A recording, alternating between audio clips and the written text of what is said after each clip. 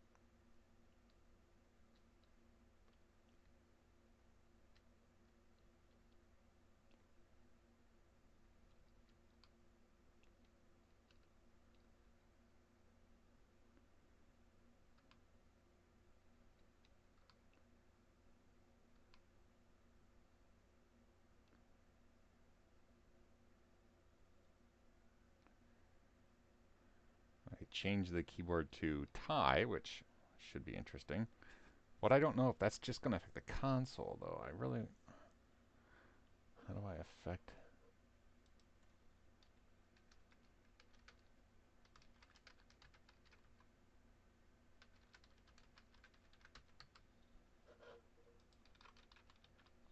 Yeah, it seems to be working.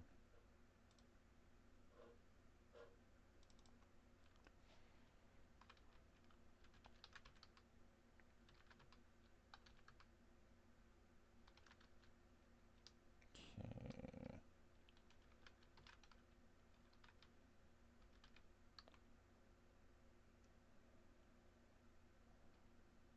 Hmm.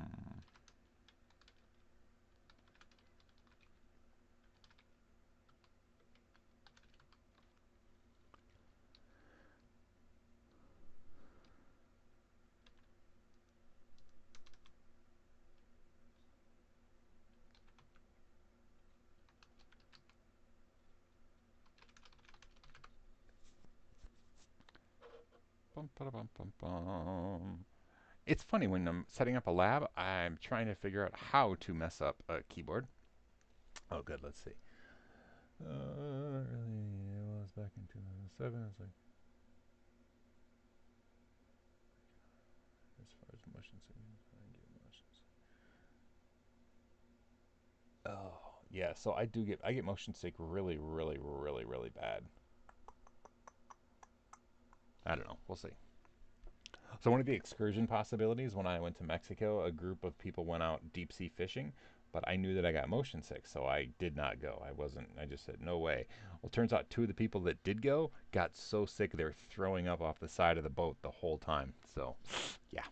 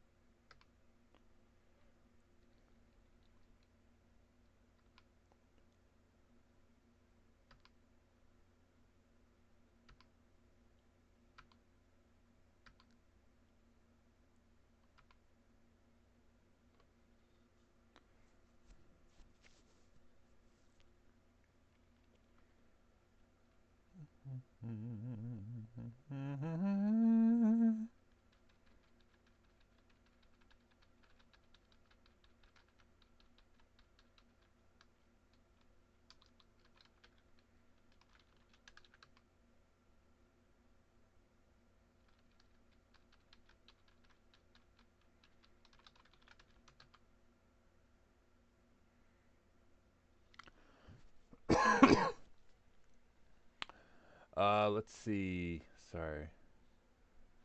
Oh, a lot of questions here. Let's see. Lewis, you get motion sick from using VR goggles. I do. There's a couple things that I find that work. So, any of the games where you actually are moving, like driving or walking, they just affect me terribly. I really like the games where you transport yourself. That doesn't affect me as bad. You know, where like you like zap yourself and you'll just appear in another place on the map.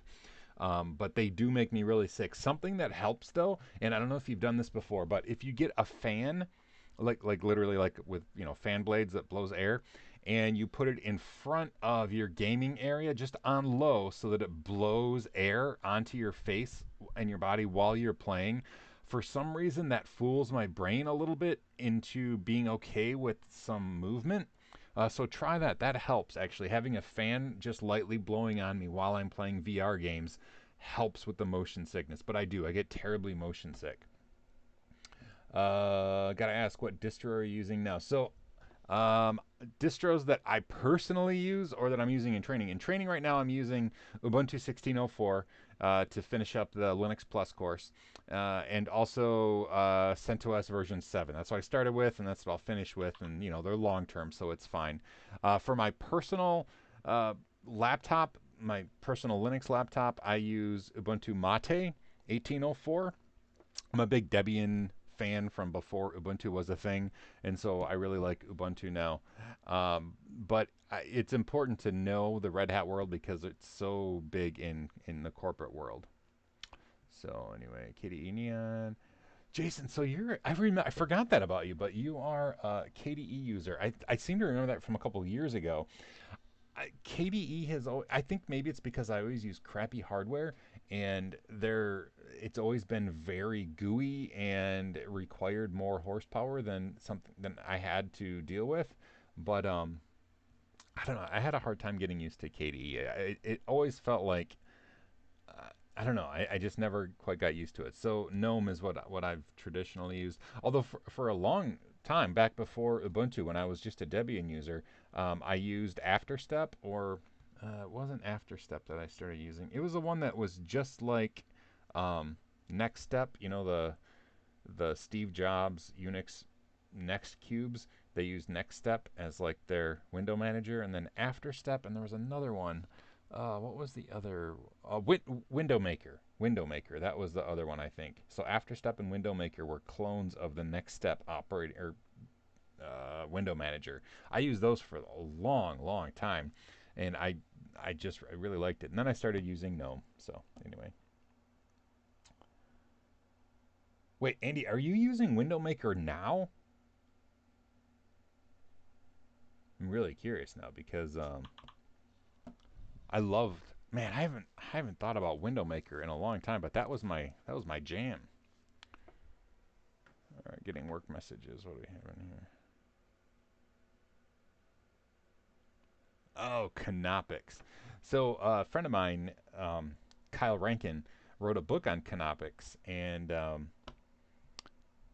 yeah, that was awesome, man. The whole concept of Canopics was just really cool.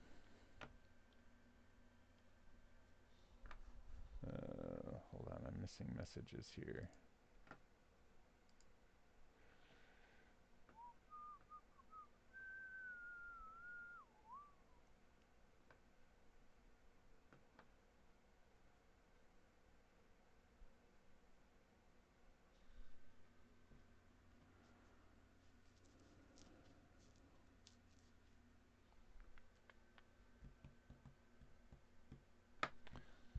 Andy Carlson. Oh, so Window Maker still works well. So Andy, okay, sorry, Andy. Now you have my interest peaked again. Um, so do you use? Have you used AfterStep? AfterStep versus Window Maker is one. Are they both currently being developed? Is one better than another? Why do you use Window Maker instead of AfterStep? Tell me all the things. Oh man, there is no way that I'm going to get through the Christmas break without installing Window Maker or AfterStep on my laptop now because I miss it already. Just thinking about it, I miss it. Anyway, but yeah, Window Maker versus AfterStep. I'm really seriously curious about your thoughts there because I don't remember which I used last. Window Maker seems like it, but then was AfterStep the newer one? I can't even remember. All right, I got to work though because I'm gonna get. Oh, it's top of the hour. We have to stop now and talk, right? uh,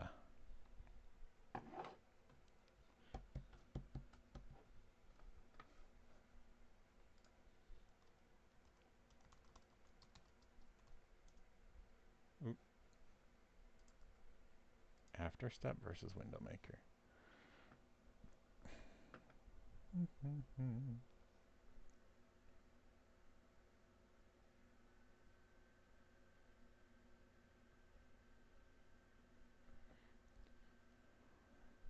You hush, Andy, or I will order you another 1,000 pounds of potato salad. This is work. This is research. Oh, see, Window Maker. That is a newer one, or most recently updated. See, it's only fun if you are not afraid to completely like get caught in a pie hole of distractions. Uh,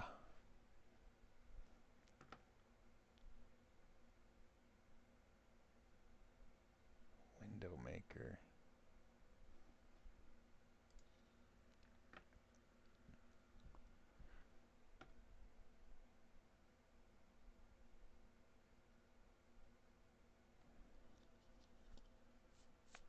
Oh, light step. Oh no, that's nothing like next step. What window maker? Oh, maybe it was. What is light step? No, that doesn't look like light. That doesn't look like next step at all. A window maker though. Window maker has been characterized as reproducing the elegant look and feel of the next step GUI and is noted as easy to configure and easy to use.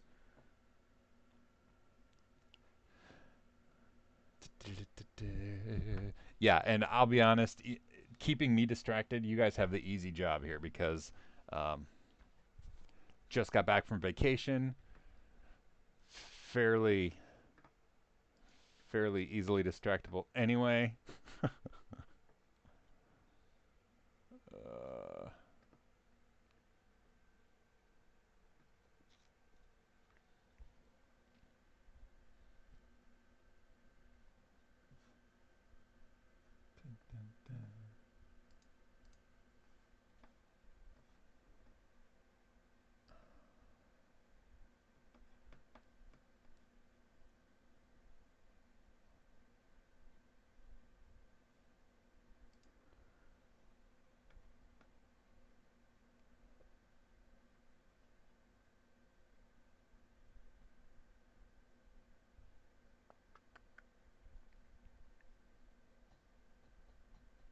oh my goodness, this is like there's like rusty gears in my brain turning. Like using the WM set BG utility for setting the background. Oh, and like the little tiles. Oh, I'm excited. Light, light step. Yeah. Oh, maybe it. Okay. It's for Windows 99X. Okay. So, hey, has anybody? Did you ever use a Next Step computer, like an actual Next Step computer? When I went to Michigan Tech in '94, there were Next computers, like Next Step computers, in the lab, and we actually got to use like with the grayscale computers and like the actual Next Step. I would love to have one of those Next cubes right now, but I mean they're not available, and if so, they're like collector's items and super expensive. But I actually, one of my very first college labs was a lab full of Next cubes. So yeah, oh yeah. And then I used to um, telnet in to them from my room. So I would dial in from my dorm room at 2400 baud into the college's modem banks, and then I would telnet into one of the next cubes, and I would use that as my like high speed computer system because I had an old Tandy computer that booted from a floppy disk, but I would telnet into a really fancy next cube, and anyway. Seriously, you repaired a Next Cube this year? Oh, that's so. I'm so jealous. So jealous. All right. I'm doing it. Going to eBay.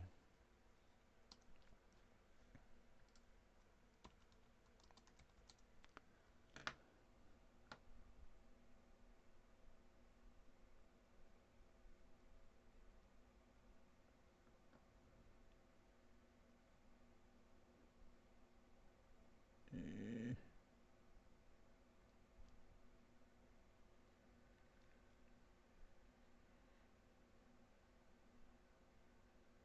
Hmm. Doesn't look like there's a bunch of them.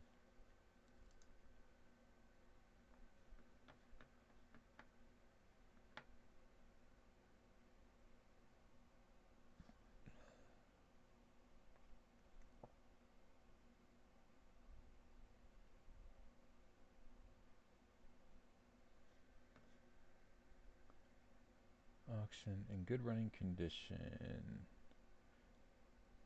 Huh. Well, there is a... Oh, the monitor is not included.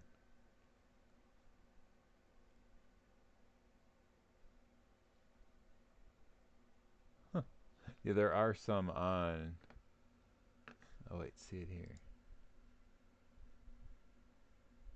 Lewis, I did not get a link. Oh, I don't know if you're allowed to put links into the chat. I think only the person who's doing the live stream can. You might have to obfuscate it. If you put a link, you may have to, like, you know, do one of those things to fool the system. Bum, bum, bum, bum, bum.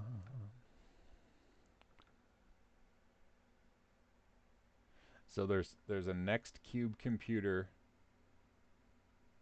from Berkeley University. The current bid is $378.26. There's absolutely zero reason that I should get it. Also, it does not come with the monitor. Yeah, I don't need it at all. But it's nice that it's available, I guess. I still can't believe you repaired a Nextcube computer. I haven't touched one in so long.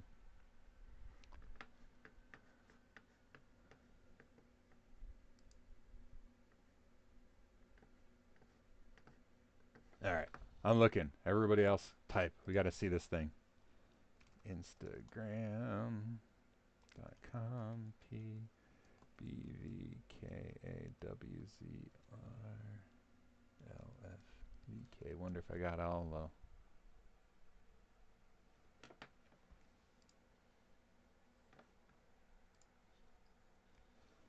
I think I can paste them. Let's see. Yeah.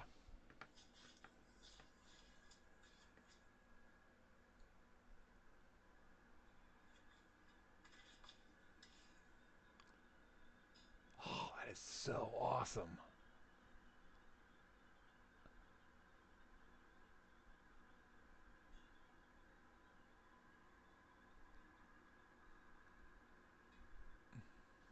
What is that? The Nextcube. Oh, is that the... Ugh, it's even an original mouse? Oh, I'm so jealous.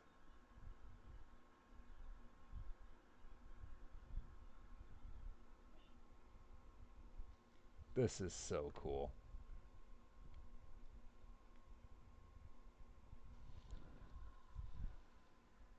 Seriously, if you're here and you're not watching this video, you're missing out. I'm going to watch it again. So it's an original Next keyboard. Okay, I missed the beginning. 16 megs of RAM. That's a lot.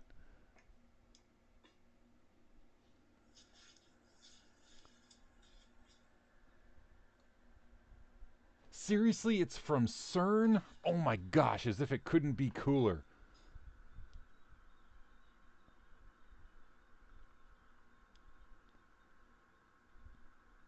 So that looks like one of the original... Is that an original monitor? I can't really tell. It doesn't look like a Next monitor. I can't really tell. It's net booting from a Raspberry Pi? Oh, thus the fake root stuff. Okay.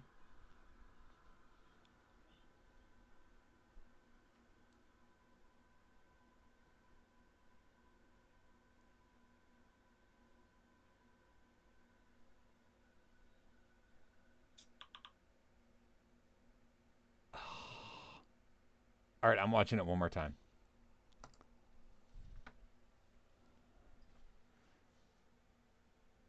I don't even remember what kind of connect. Is it like a PS2 keyboard connector? It looks like the mouse plugged into the keyboard. So is it PS2?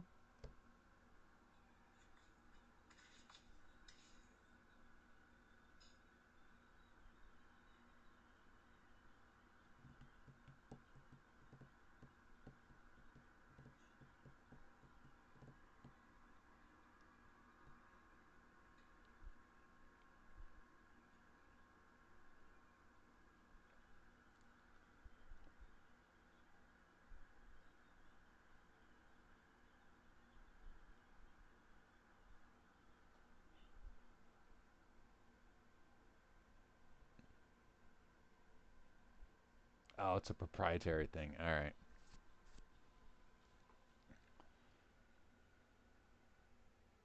All right. That's enough time looking at it. And it's net booting from a Raspberry Pi. Does it just use like standard boot P? And how did you get the kernel? Is that all available online still? Um, does it use a proprietary? I'm, I'm sorry. See, okay. So far, Lewis wins as far as like distracting me from work. Does it use a standard VGA monitor, or what kind of monitor is it using?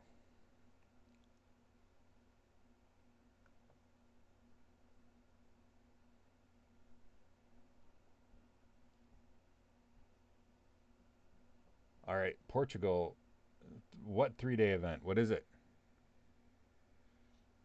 You know, I'm afraid of leaving the country. Maybe you don't know that about me. Mexico is tough. It's barely leaving the country when you're in the U.S., but I don't know. Give me details. All right, come on, you guys. I gotta work. Gosh. All right, I'm gonna do something. Let's see how this worked. No, that still works. Mm.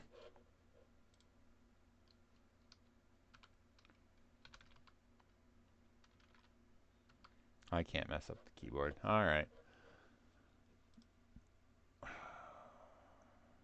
Linux is too good at figuring out keyboards being messed up. So that's not going to work for a lab. That's all right.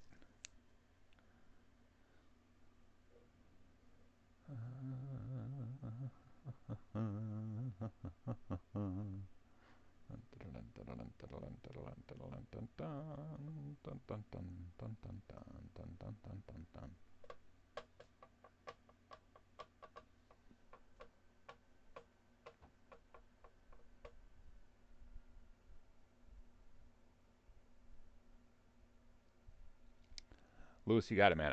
I want to talk more about next. My nostalgia has just like overflowed. I'm stoked.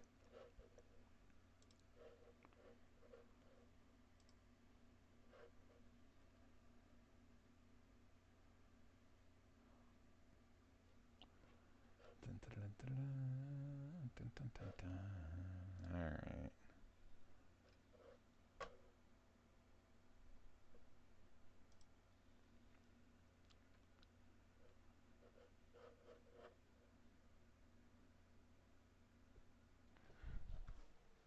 All right. I can't.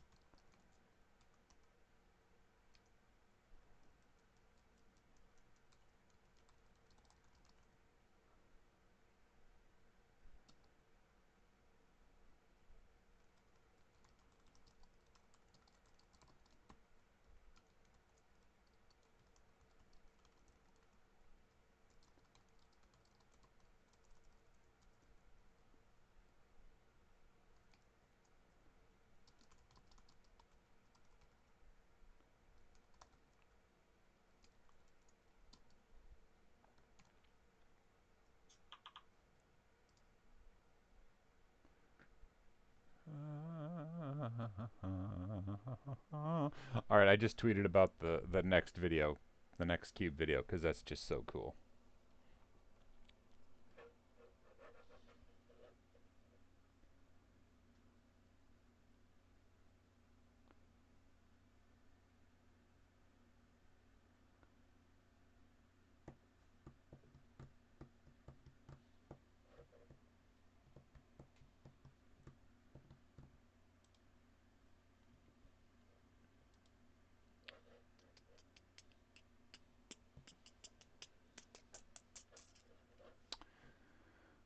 What was I doing? I was doing work. Save as.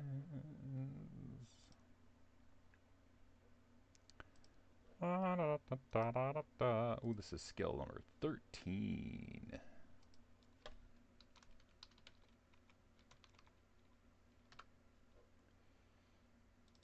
And we're going to call this, what was this one? Understanding.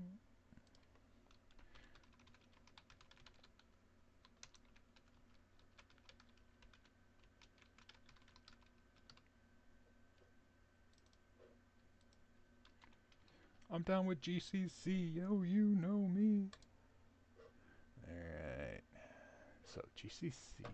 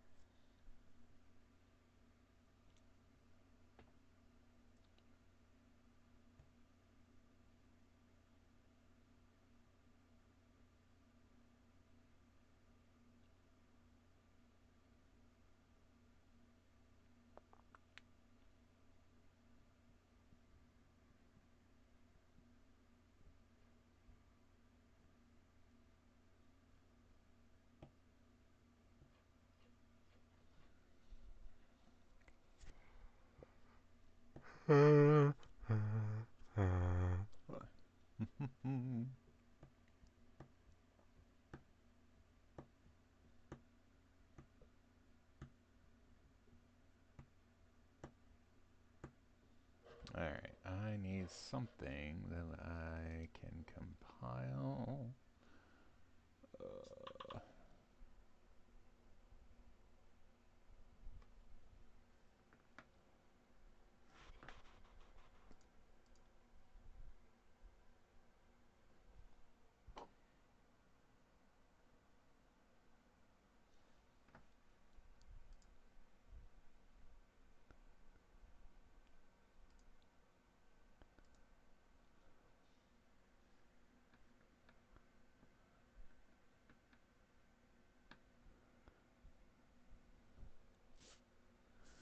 Okay, everybody watching. Lewis just sent me how to screw up the keyboard for my lab. Dude, you're awesome, man. Thank you.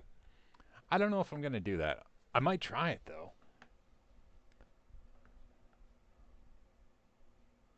Dvorak, that was a pretty brilliant idea because, boy, you want to mess somebody up, switch their keyboard layout to Dvorak.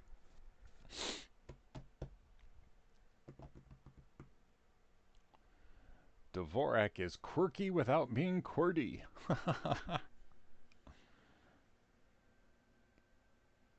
Think on that. All right.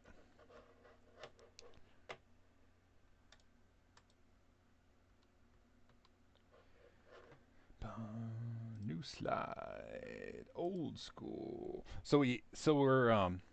We have a new slide deck thing for CBT Nuggets with like an animated like Sean popping up. Actually, not just me. Whoever the trainer is pops up and like things like fly across the screen. It's really cool. But I'm finishing up this course for Linux Plus, and we started using the old school slides like we've always used, and just to make it like complete and like feel like it's one unit. We're not switching, so I haven't been able to use the new slide decks yet. I'm pretty excited because this course is just about done. Then whatever I do next, I'll get to use the cool animated slide deck. But before I do that, I have to get a photo shoot done because I've lost over 50 pounds, and all the photos that we have as stock images for CBT, I look differently now. So anyway, that's more than you wanted to know, but now you know.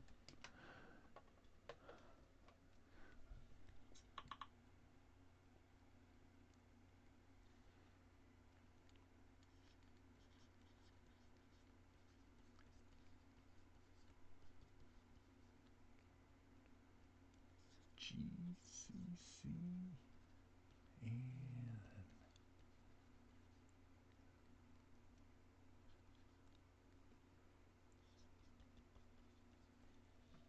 all right, I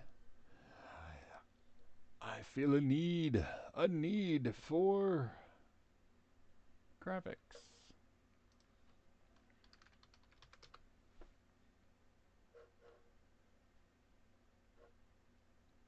Perfect graphic. It's a robot.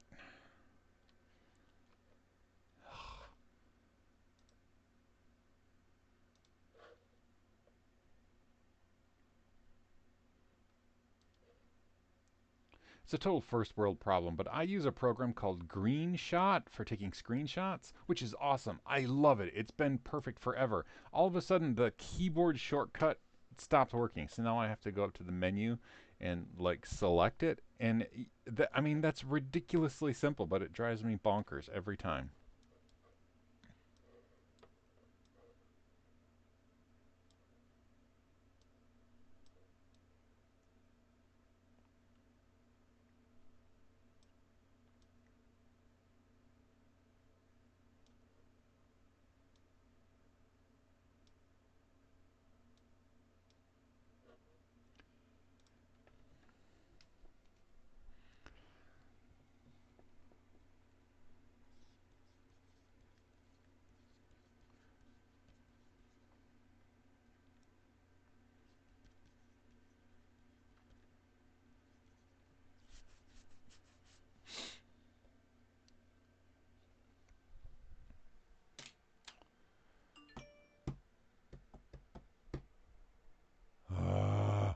My Proxmox server is out for delivery. Here's the problem though. I got a Proxmox server to, yeah, it's a long story anyway. But I also got larger hard drives for it, and they don't arrive until Friday, which drives me crazy because I'm gonna have this server that I want to set up, but the hard drives aren't here yet. Ah.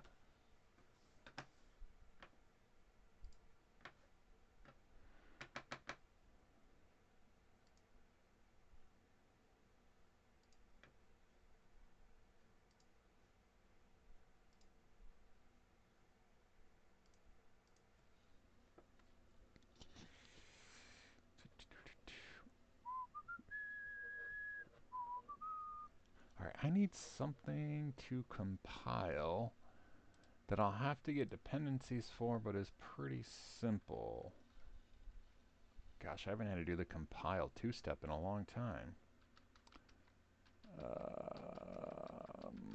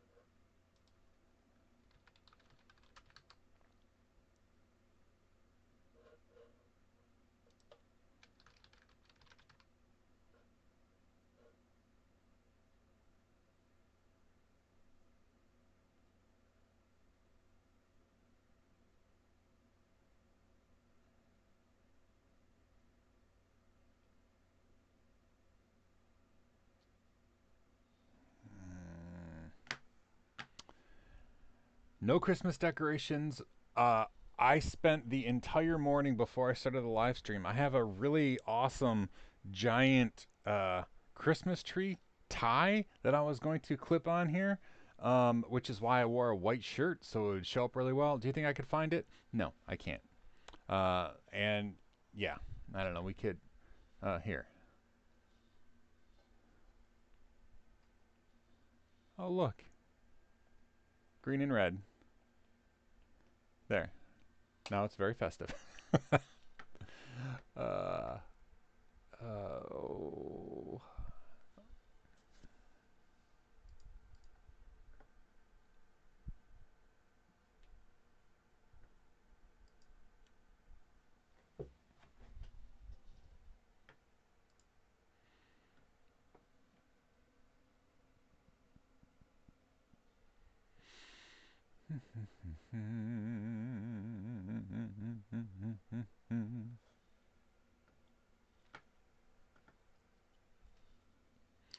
So years ago, I was on a quest to find the perfect text editor,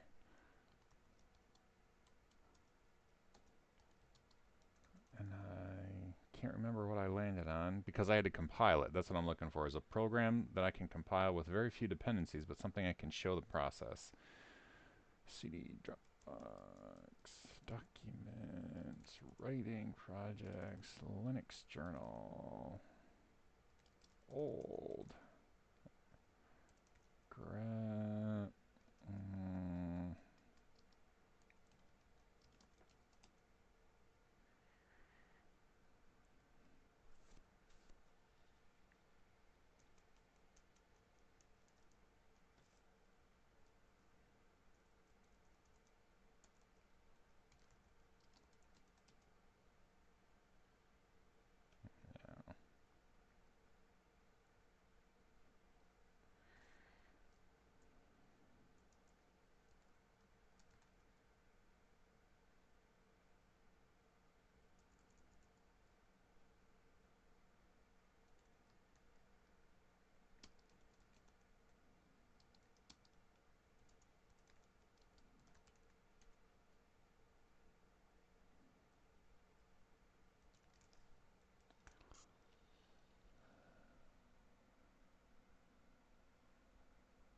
ooh, no.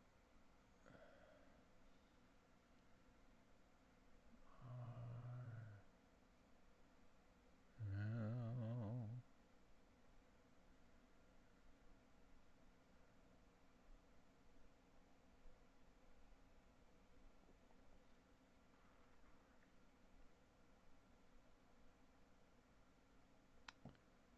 Right box.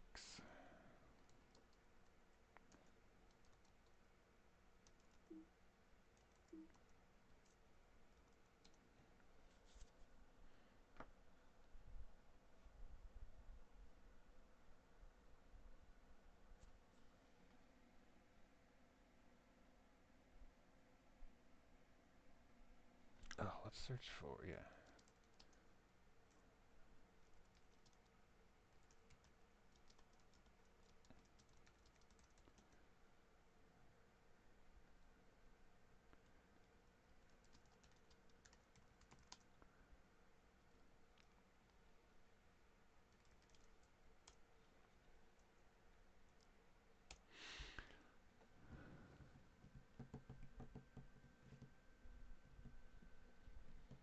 Let's see.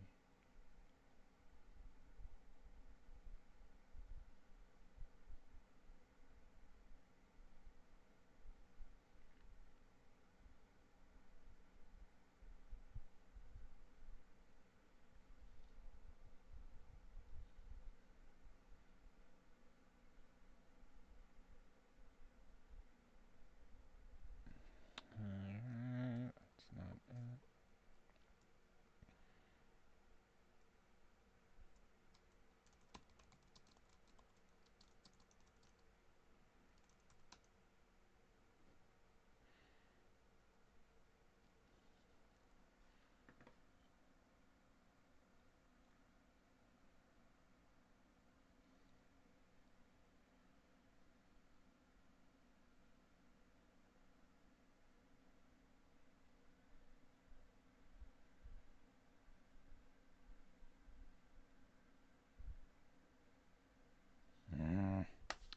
I can't come up with it. Alright. I just need something to compile.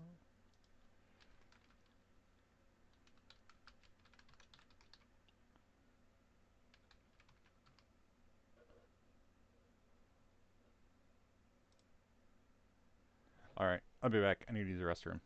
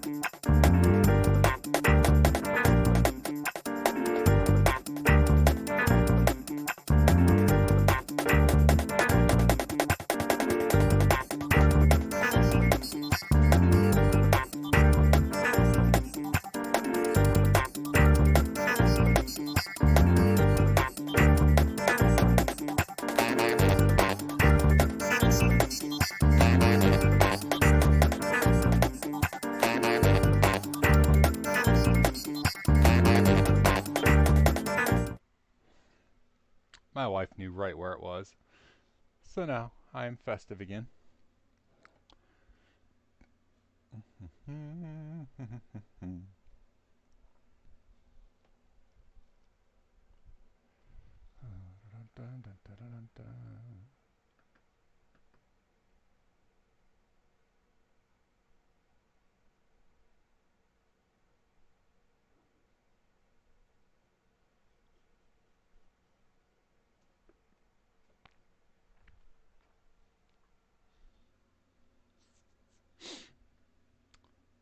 Alright, GCC in the library files. What?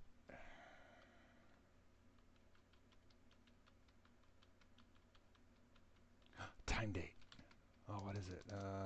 Sun weight.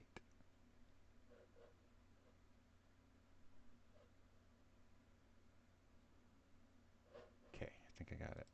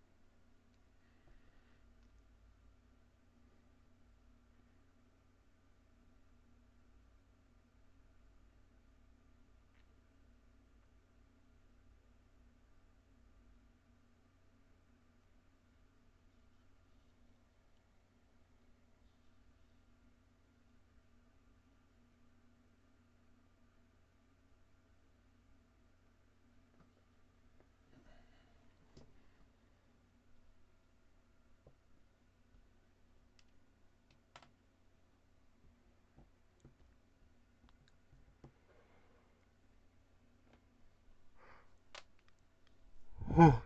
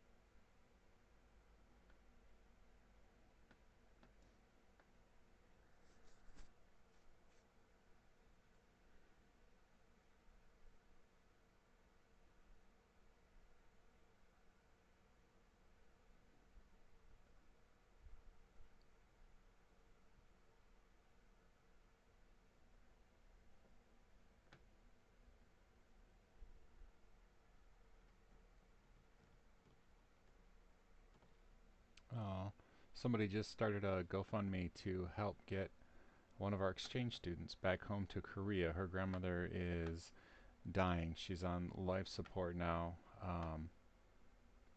That's really sweet. I hope that we can get her over there. Yeah. All right, I'm gonna get something to drink and then chat a little bit, and then we're gonna record this nugget. What I'm doing, the first nugget is GCC, the GNU compiler collection, and how library files work, and then I'm just gonna compile something really quick, and just to show how easy it is. And it's a really cool program that I actually use. It's called Sunweight. It's awesome. Anyway, I'll be right back. I'm gonna get something to drink. I don't know if the, hold on, let's see if the kitchen thing is working.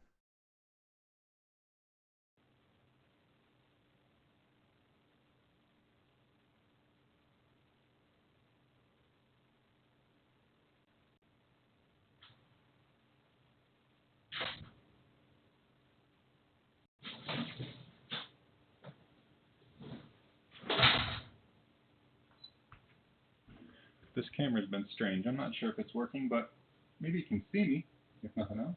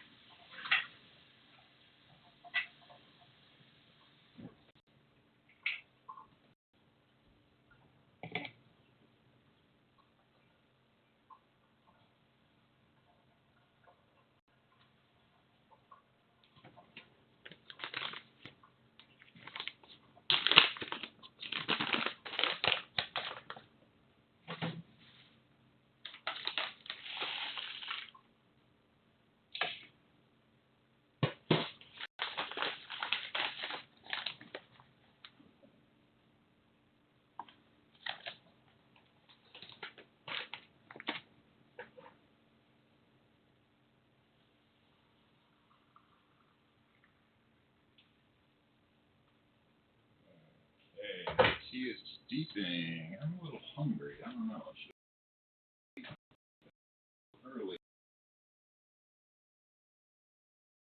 Okay.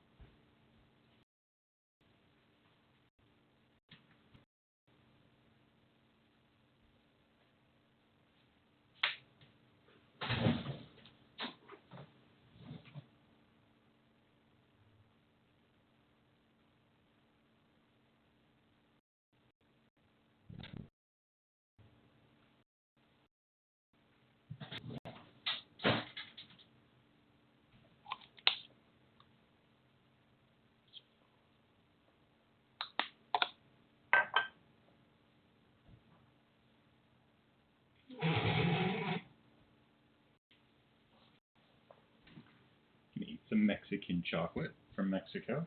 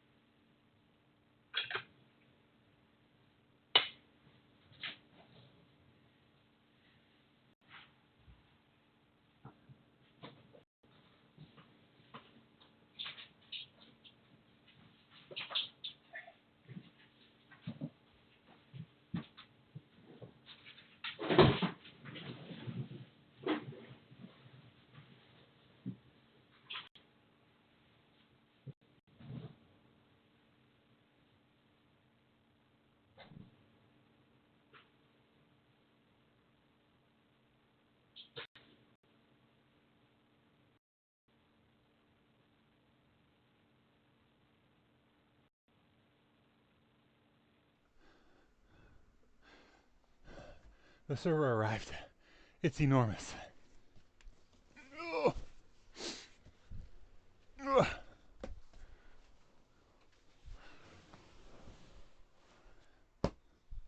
Oh, took off my fancy tie. Alright, gotta get my tea. I'll be right back.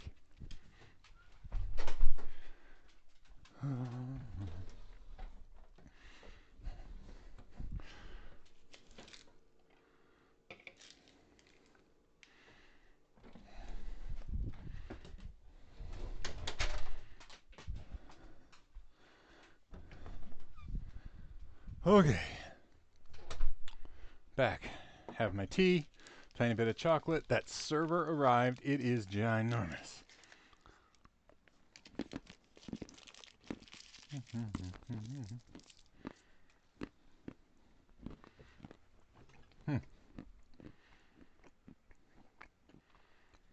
I think this is like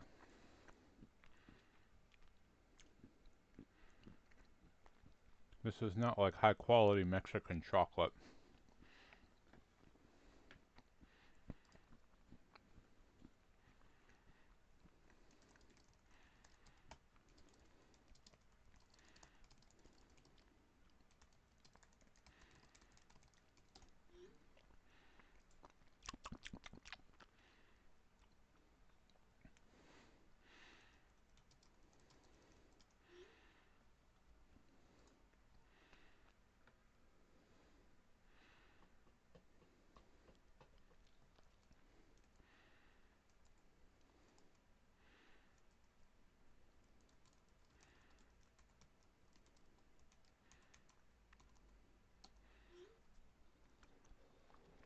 All right.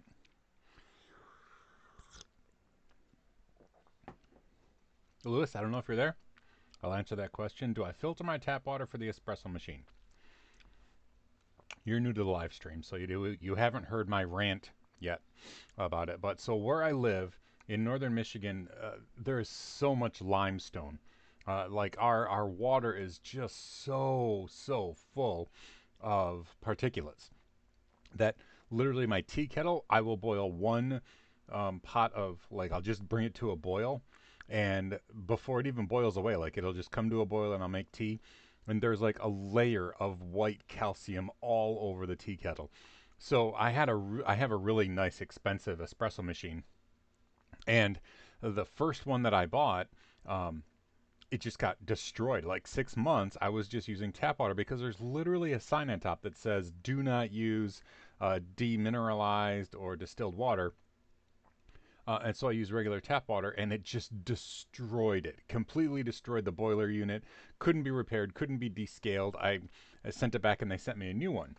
So with the new one, I either use distilled or reverse osmosis water because I don't want any particulates. Now, I know the reason that they say not to use distilled water is because it has to be able to sense the water, like for how full it is, or, So what I do is I'll take like my 5 gallon thing of water, or like a little gallon jug of distilled water, and I'll just put the tiniest pinch of salt in it just so that the water will conduct electricity and the machine can tell that there's water in it, and it makes wonderful espresso. It makes super tasty espresso, and my machine doesn't get scaled, and it hasn't been destroyed, and I've had it for a couple years now, and it still is in really good shape. So not necessarily filter it, but I use demineralized water in my espresso machine, even though there's literally a sticker on it that says not to, because I destroyed one.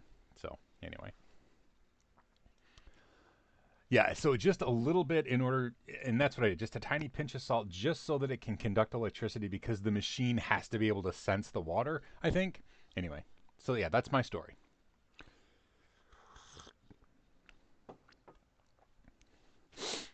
All right, I'm going to open this because I want to see it, and it's awesome, and it's a server, so um, maybe I'll move the camera. I never do this.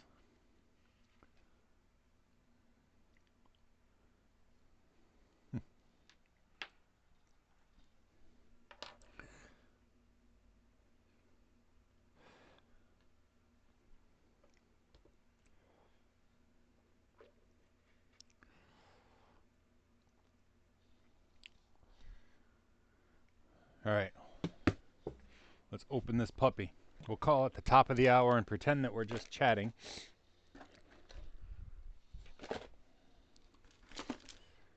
The top is... Oh, man, it's a heavy sucker. The only downside about getting used servers from eBay is I know that they're not the most efficient models. Ugh! Because, they're literally old servers. But it's better if I use it than if it goes in a landfill, right? I don't know.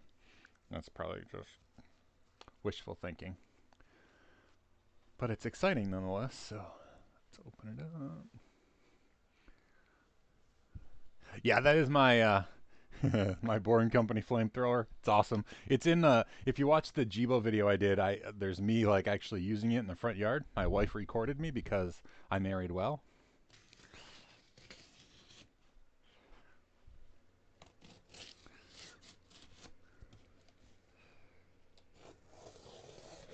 I can't believe, so this server was under $270 US, and it included shipping, and it must weigh, let's see if it says how much it weighs.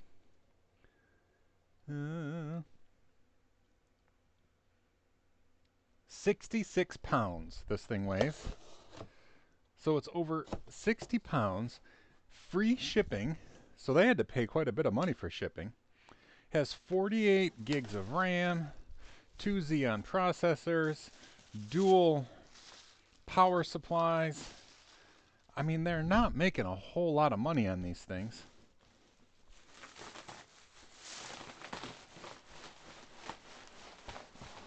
Oh, they packed it well. So they use that foam that like self-expands to fill the voids, which is just, well done. I mean, that's awesome. Wow, this is really well packed. I'm super impressed.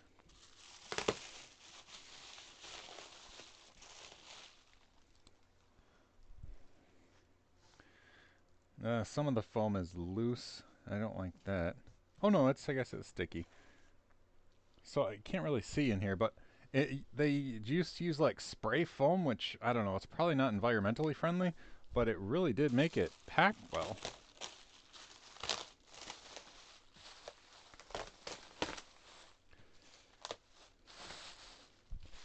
I still can't get over how heavy it is, though.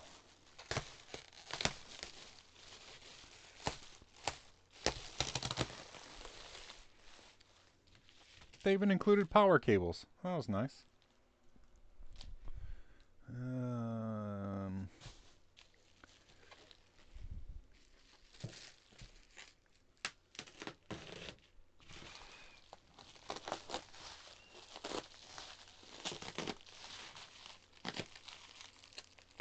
it's the unboxing.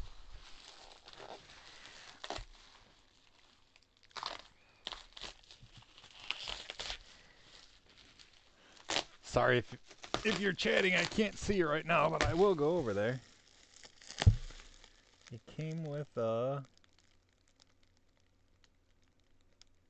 What did it come with? This is a Windows Server physical key. Windows Server Standard 2008 Revision 2. And it has the actual code on it, which I won't be using, but I mean, that's cool, I guess, right?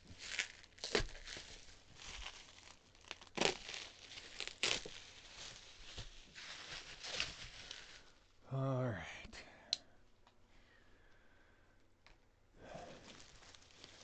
Man, they packed this thing really, really well. I know I keep saying that, but I've gotten some servers before that have not been packed really well, and that's frustrating.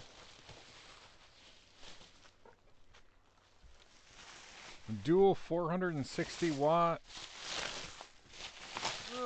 power supplies.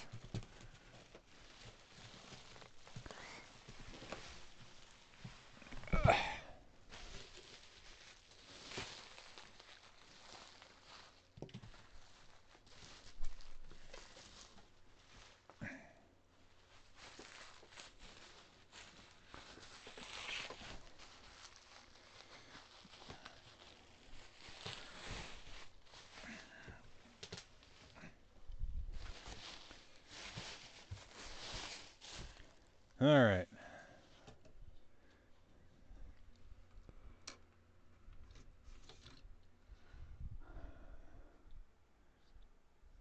Sure enough, all 146 gigabyte 10K SAS drives.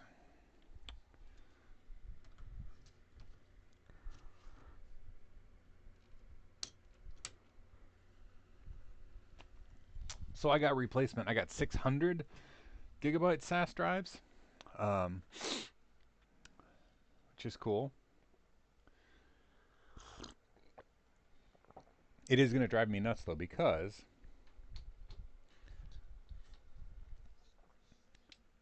I don't know if you can see this, but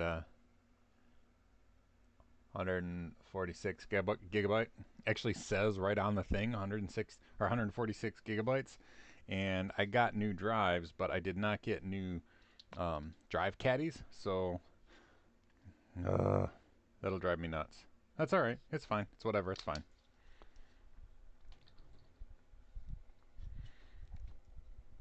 Anyway, I'm going to install Proxmox on this. Oh, so this server was $270, including shipping. It's 66 pounds, but included shipping. It's packed better than any server I've ever ordered. It has 48 gigs of RAM. It has 846 gigabyte 10K SAS drives, dual Xeon processor, dual power supplies, and yeah, it was like $269, including free shipping. So I'm super impressed. It's going to be Proxmox, and it's going to replace a couple older servers that are over 10 years old and are just starting to die.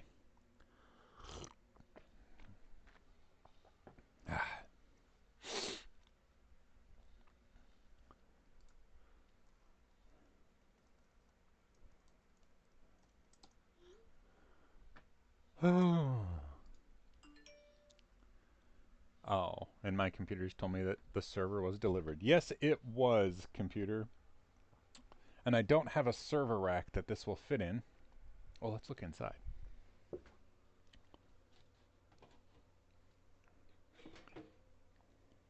Yep, that's a computer.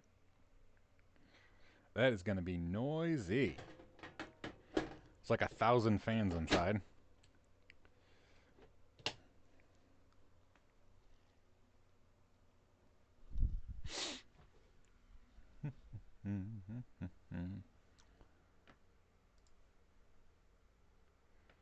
Let's see.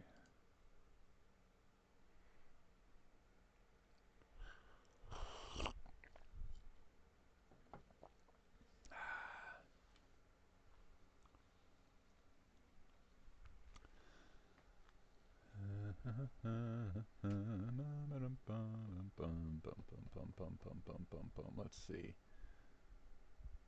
What time?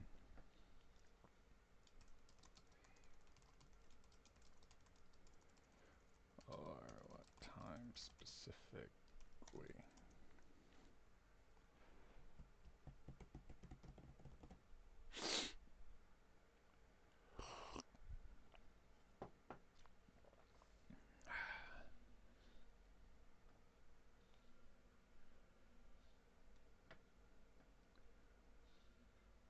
Hold on a second. I may have to attend a work meeting.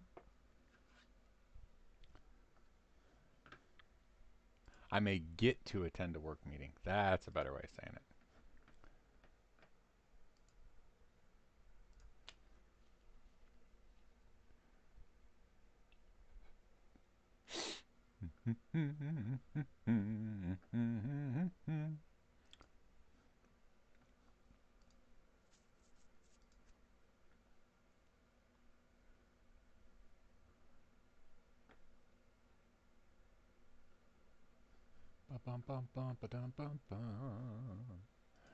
Nickelodeon microphone is.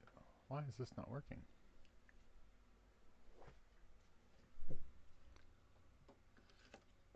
Oh, the cat. The cat unplugged the stinking thing. You silly cat, you.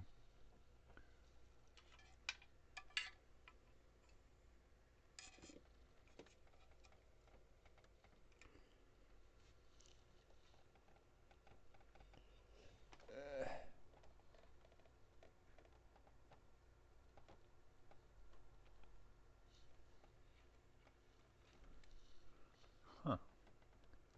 So yesterday, the cat, one of my two cats, got tangled in my cords and ended up unplugging all kinds of stuff.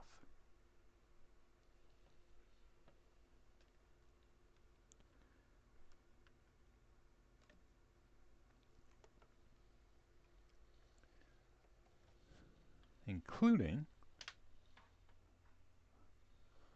my headphones.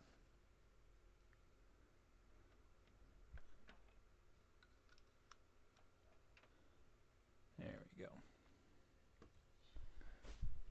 See if that does it.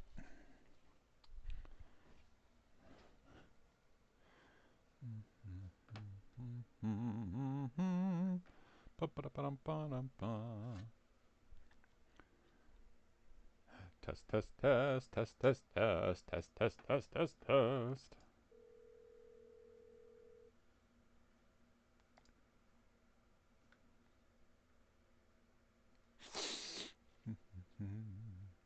All right. Bye, Lewis. See you later, man.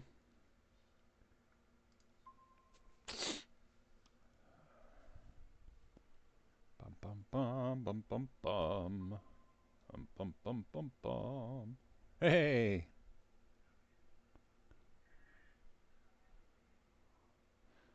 All right. And I'm live streaming. So I am doing Watercooler Wednesday. There are people watching and listening to me talk, but they can't hear you and they can't see you. So they don't even know who it is I'm talking to. They might think I'm talking to myself.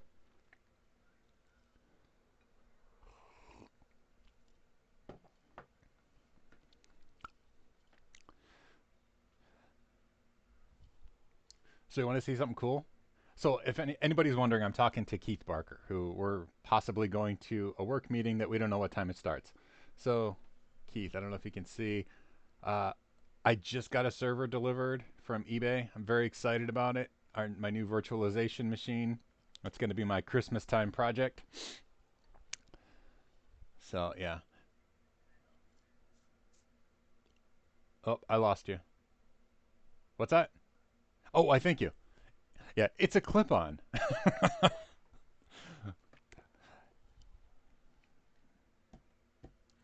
Yeah, me. So I'm gonna go and actually do some recording.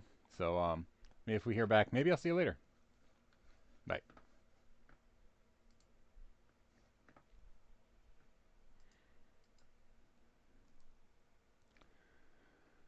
All right, take this off for now.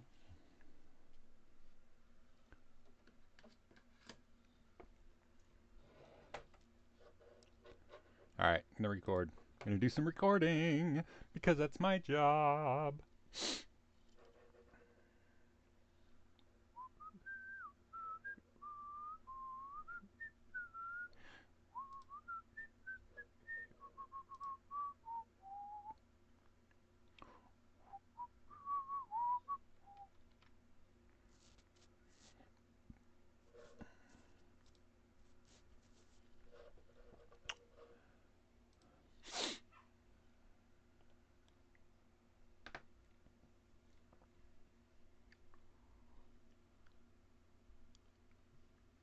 Oh. All right, so that can't stay there because it. Hold on.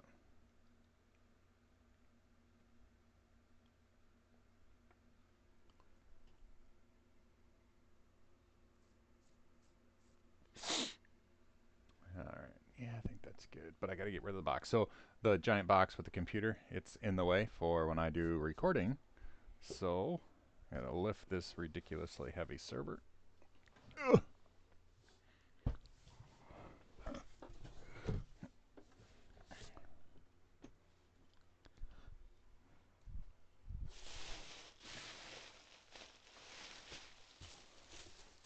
So the server is packed really well, but now I have this enormous box full of foam. I'm not sure how I would recycle that. So that part's a bit of a bummer, I guess.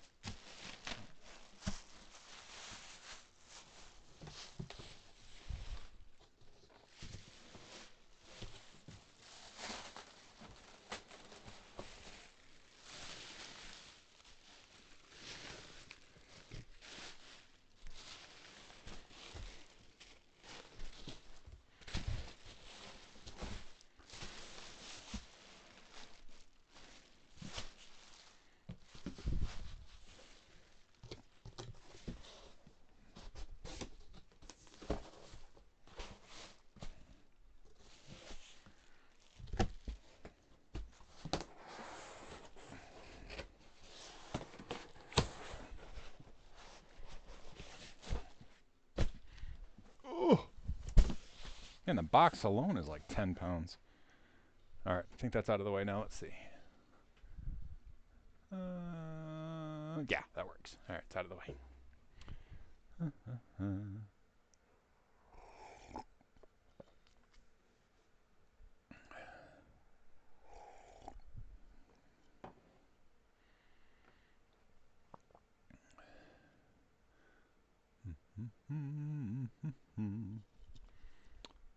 All right, I'm going to look to see what time that meeting is.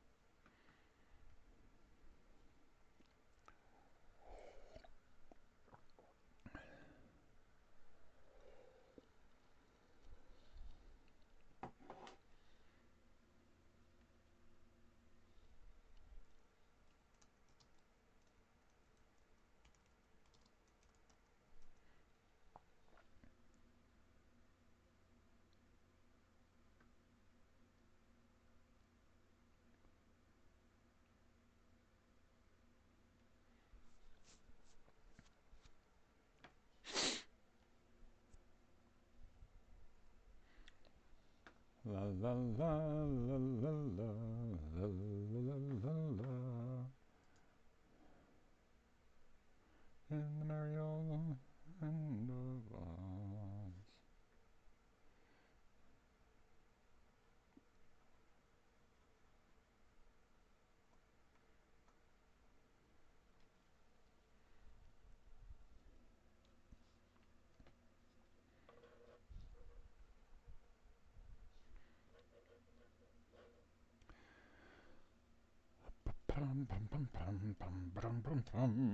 I am going to record my stuff because that is my job.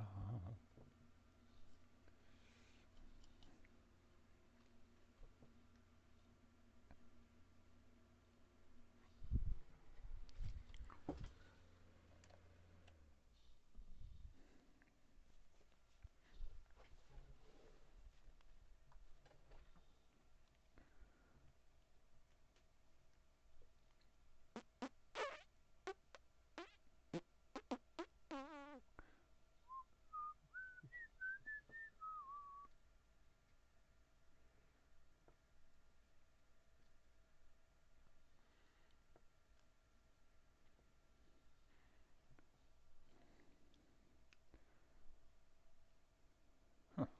For some reason, my camera got.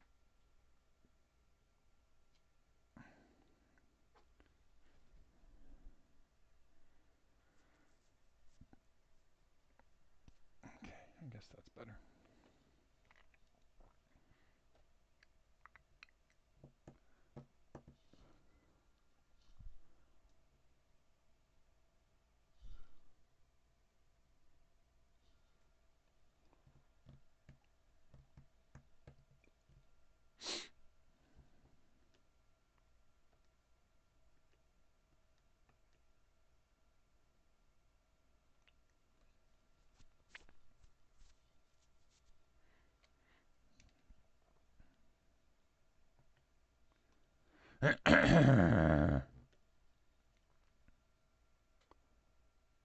The idea of compiling programs is nothing new. In fact, GCC, or the GNU Compiler Collection, is just the actual program that we use to compile C++ programs in Linux. Now, there are a few concepts I want you to understand, though, specifically library files, because when it comes to programming, reinventing the wheel is something that we would have to do constantly. But if we use other people's library files, we don't have to do that. We can reuse code, which is so vital if you want to do efficient programming. So there are dependencies, and those dependencies are often libraries. Sometimes they can be other people's codes, but even then, they're really called libraries of files. So here's the deal. Now we're going to look at a program called sunwait. Now I use sunwait a lot because it allows you to do things based on when the sun rises or sun sets at your particular location.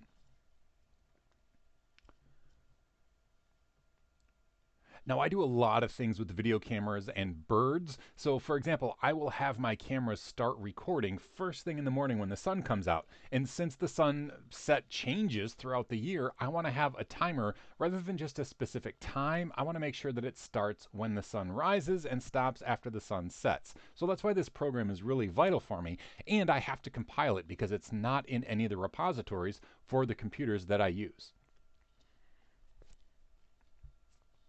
So the idea of sunwait is just that. It waits for the sun to rise or it waits for it to set, and then it will execute a program that you tell it to. But it has to be able to do a bunch of things. It has to be able to interact with the system time so it knows what time it is. It has to be able to sleep, meaning it has to just wait until the sunrise or the sunset. It needs to be able to make calculations based on your current location. You tell it longitude and latitude, and then it does calculations based on where you are and how those things are done. And then, of course, the sunset and sunrise, it has to look that up from an online table. Now, all of these things could be written from scratch, but it's silly to do that. So what sunwait and pretty much every other program does is use system libraries. For example, how do I interact with the system time? Well, it uses a library here, so it just makes some arbitrary abstracted calls and can interact with the system time. Same with how to sleep, how to pause. Same with longitude, latitude. Same with longitude and latitude things, where it's just going to abstract these concepts out using library files. And that way, not only will it work on any Linux system, but it will actually probably even be portable to other operating systems as well, as long as it uses standardized library files. So anyway, the gist of it is the Sunwait program itself is very, very small when it comes to source code, because all Sunwait has to do is those few things that aren't already done by other library files. And then it just imports code from other pieces that are already written and already publicly available.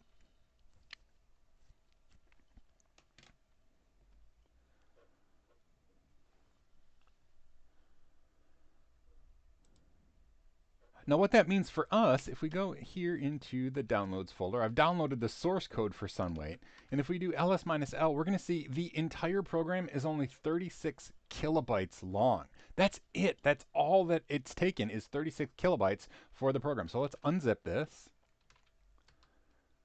and go into the folder it creates, and we're going to see there are some files, C++ files or some header files. I'm not going to go into how programming itself works, but basically all this is going to do is refer to library files that are on the computer and have a few things that it has to specify that make it unique. Okay, and all we have to do is type make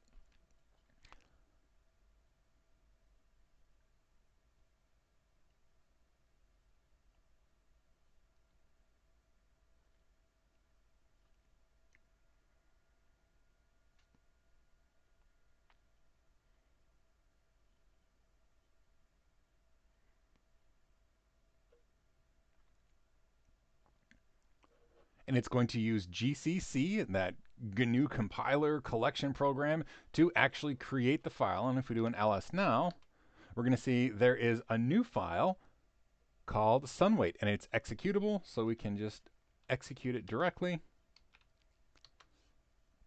and see that there's all the examples of how it works. But the code that actually created this relies on libraries that are already existing on our system.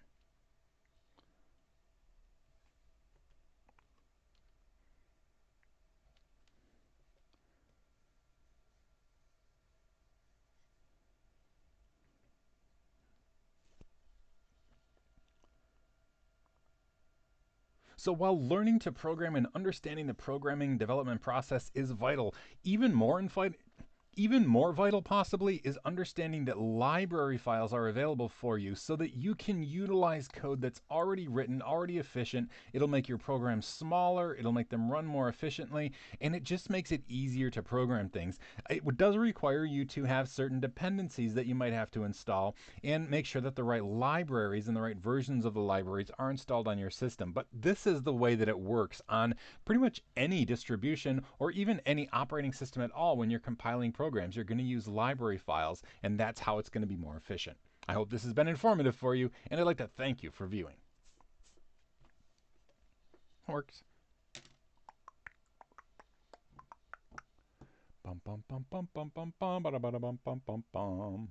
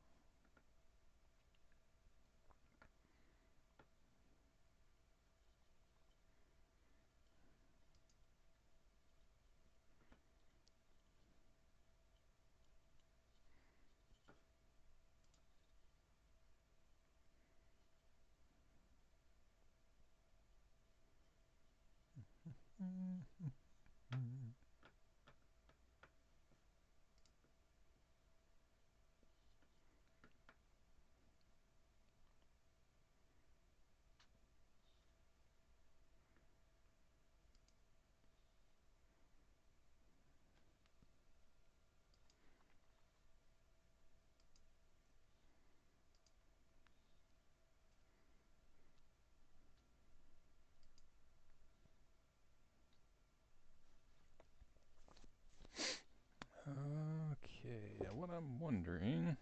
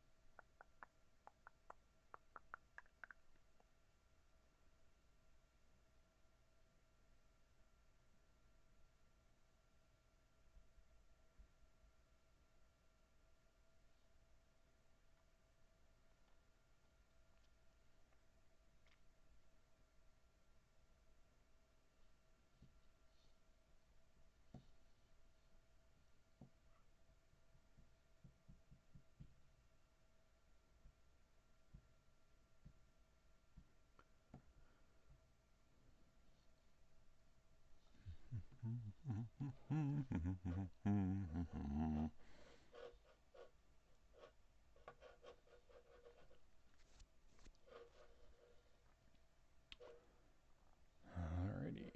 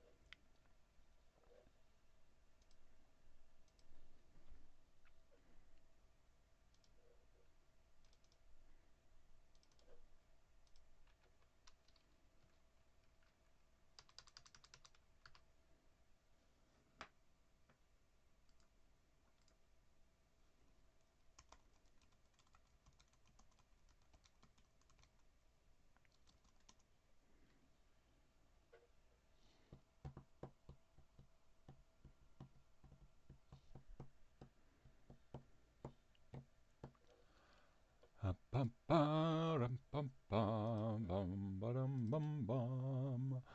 Bum bum bum bum bum bum bum bum bum bum bum bum. And fun. Oh, yikes. Okay. Dun, dun, dun, dun, dun, dun, dun, dun, dun. I forgot to copy over my raw footage. Add files. Linux plus skill 13 GCC. Boom. All right, there we go. That's a spicy meatball.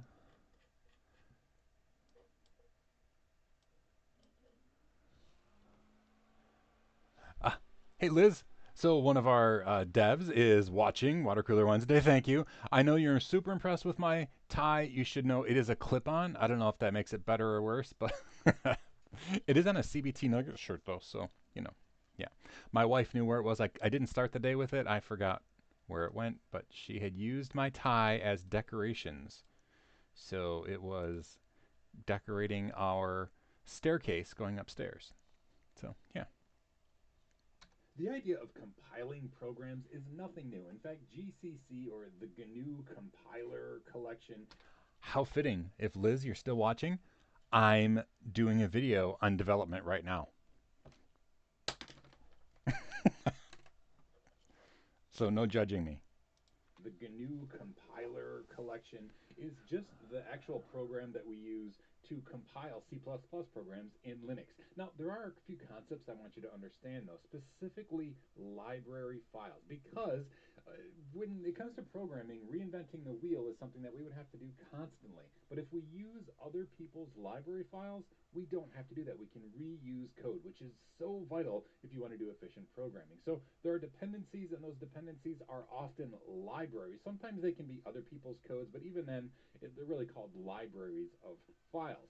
So here's the deal. Now we're going to look at a program called SunWait. Now I use SunWait a lot because it allows you to do things based on when the sun rises or sun sets at your particular location.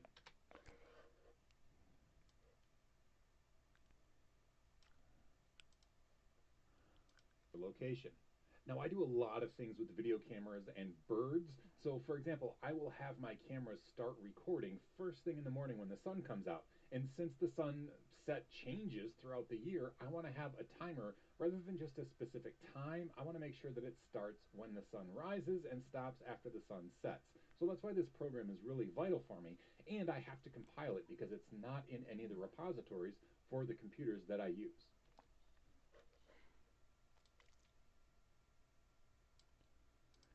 So the idea of SunWait is just that. It waits for the sun to rise or it waits for it to set, and then it will execute a program that you tell it to. But it has to be able to do a bunch of things. It has to be able to interact with the system time so it knows what time it is. It has to be able to sleep, meaning it has to just wait until the sunrise or the sunset. It needs to be able to make calculations based on your current location. You tell it longitude and latitude, and then it does calculations based on where you are and how those things are done. And then, of course, the sunset and sunrise, it has to look that up from an online table. Now, all of these things could be written from scratch, but it's silly to do that. So what SunWait and pretty much every other program does is use system libraries. For example, how do I interact with the system time? Well, it uses a library here, so it just makes some arbitrary abstracted calls and can interact with the system time. Same with how to sleep, how to pause. Same with longitude, latitude. Same with longitude. Same with longitude. Same with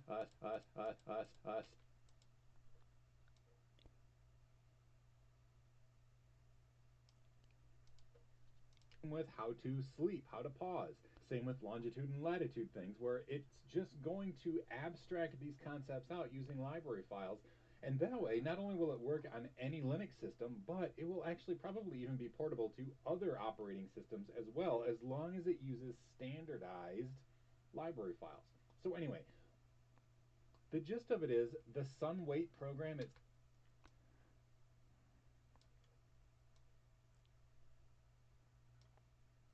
The gist of it is the SunWait program itself is very, very small when it comes to source code because all SunWait has to do is those few things that aren't already done by other library files. And then it just imports code from other pieces that are already written and already publicly available.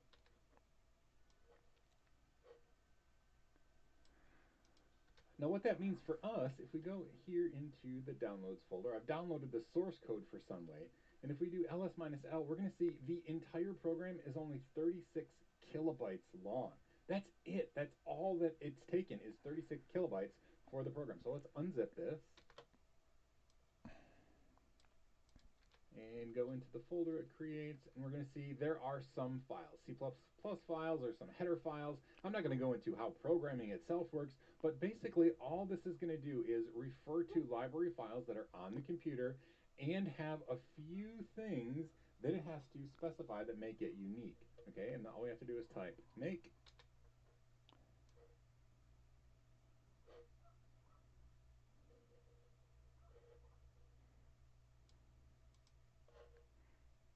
make, and it's going to use GCC, that GNU compiler collection program, to actually create the file. And if we do an ls now, we're going to see there is a new file called SunWait, and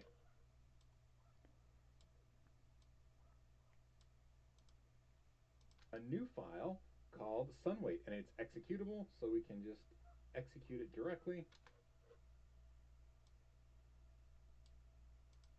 and see that there's all the examples of how it works. But the code that actually created this relies on libraries that are already existing on our system.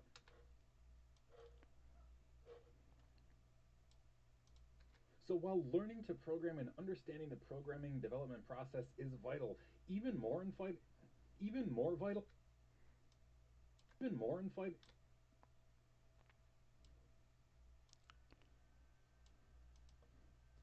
Process is vital.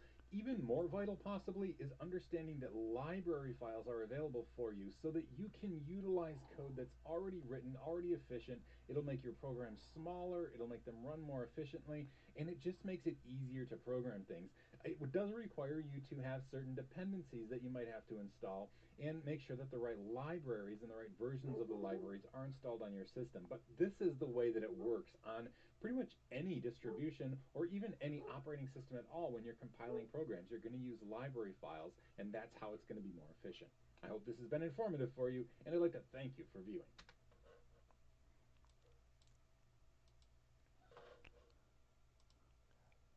Bum bum bum bum bum.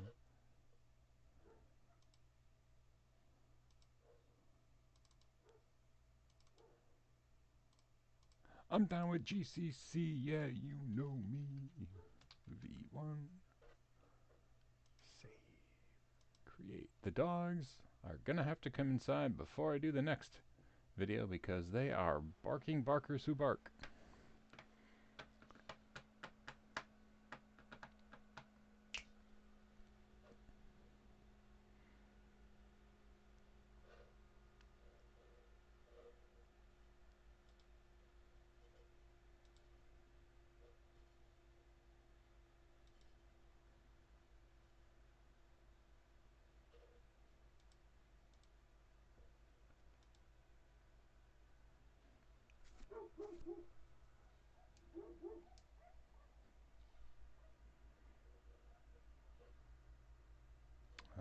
Alright.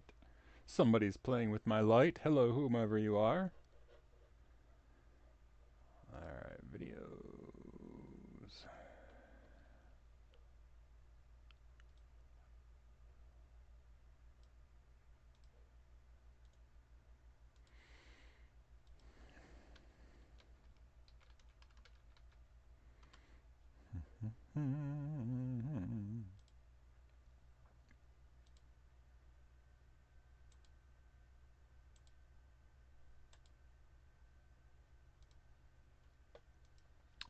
What did I say this was? Understanding GCC and library files when creating executable programs. It's important to understand that developers reuse code in order to save time and make things run more efficiently. In this nugget, we learn how to compile a program that uses system libraries. Yes, we do. Yes, we do. Now we upload the file. Linux plus skill 1 and 3. Understanding GCC.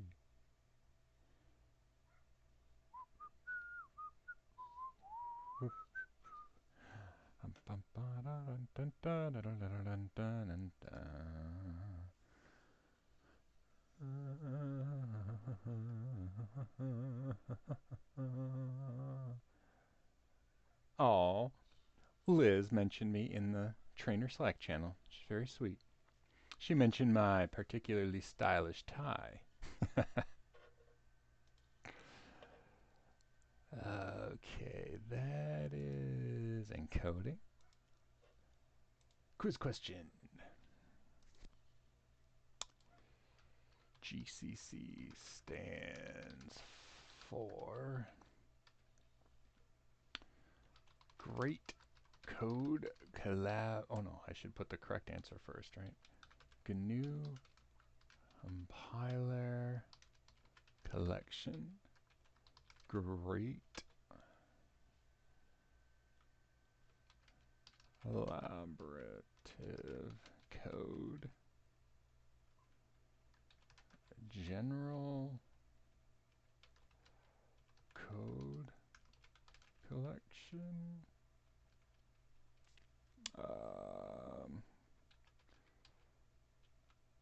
Grafted.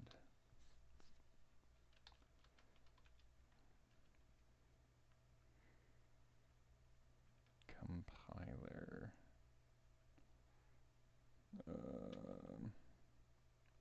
Credentials.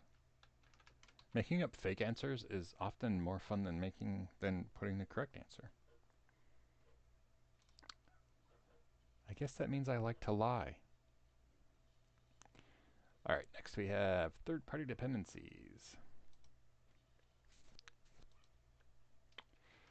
Sorting out third-party dependencies.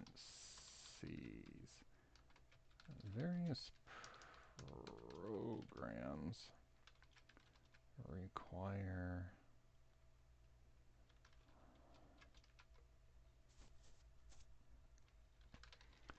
to compile programs or possibly to execute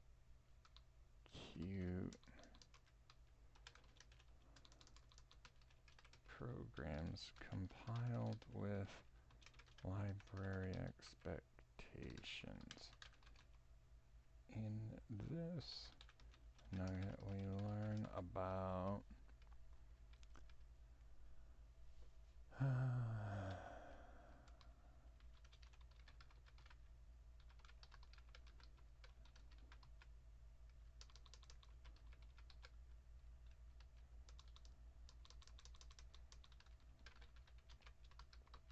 code libraries.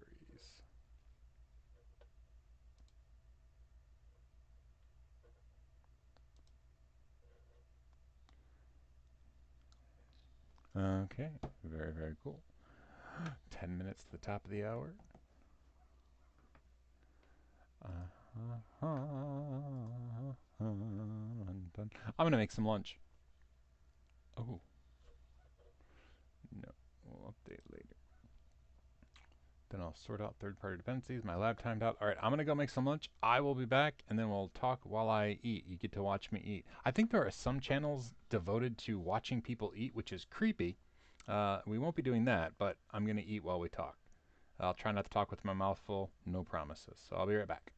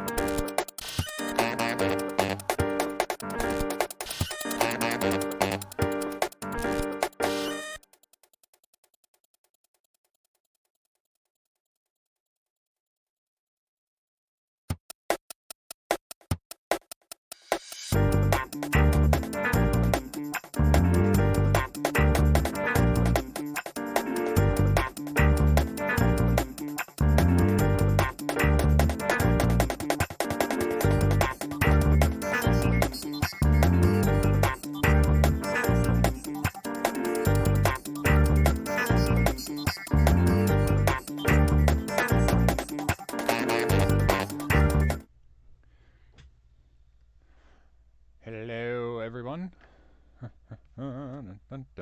I'm eating raviolis with Korean chilies sprinkled on top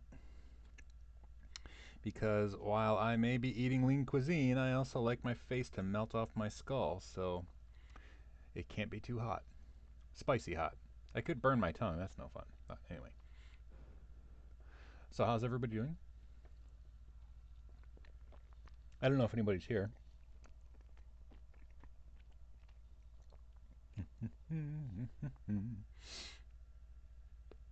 Anybody have any awesome holiday plans? Is anybody going anywhere special? I mean, I know I just got back from Mexico. That wasn't necessarily holiday related. That was just winter related.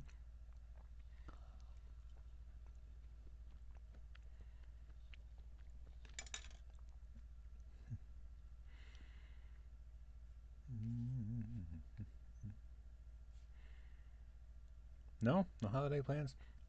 All right, another question. Is anybody a meal prepper? Like where you prep meals and like put them in containers in the fridge or the freezer? It's something I really want to do. I haven't had the time, but and it makes the most sense. Like if you have a family, and now that my kids are old and moving out, um, it seems like I lost the opportunity to be awesome. But I think it might be easier for my wife and I if we make a big batch and then like separate it up and freeze or refrigerate some of the things. So that's one of the things I want to do over the next couple of years.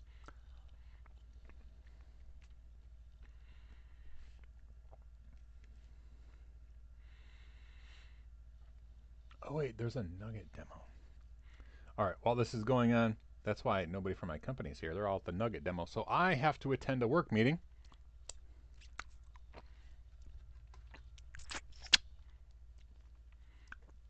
You won't be able to hear it, but it's like a one-way meeting. I don't have to actually be there.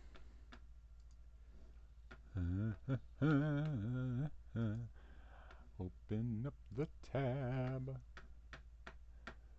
Go to Google Calendar and get the link. I have.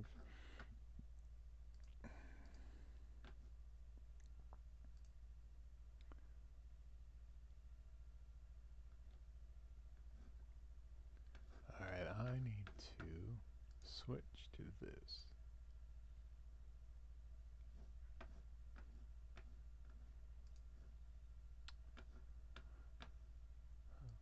Ah, okay, it's working. Alright, so I'm going to be watching a work thing. Who's talking to me? Andy, yeah. What is this like? We have to work and do our job? I know, right? Anyway, so yeah, I'm attending a work meeting, but thankfully it's a one-way meeting, so I don't actually have to participate. I just need to listen. I could chat. So I have two chat windows, and it's actually I'm attending the meeting via YouTube. So I like have two similar chat windows right next to each other. Hopefully I won't type in the wrong one when I'm interacting. But it's a company-wide meeting, so I mean it's not just about me.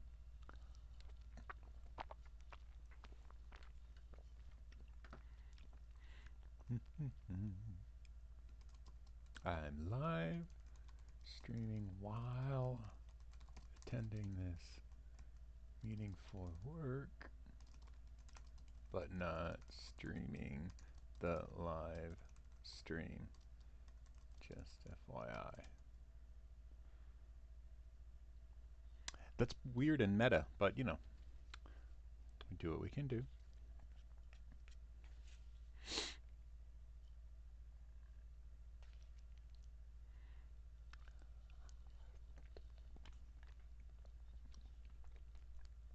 So this meeting is like a year in review, which makes sense.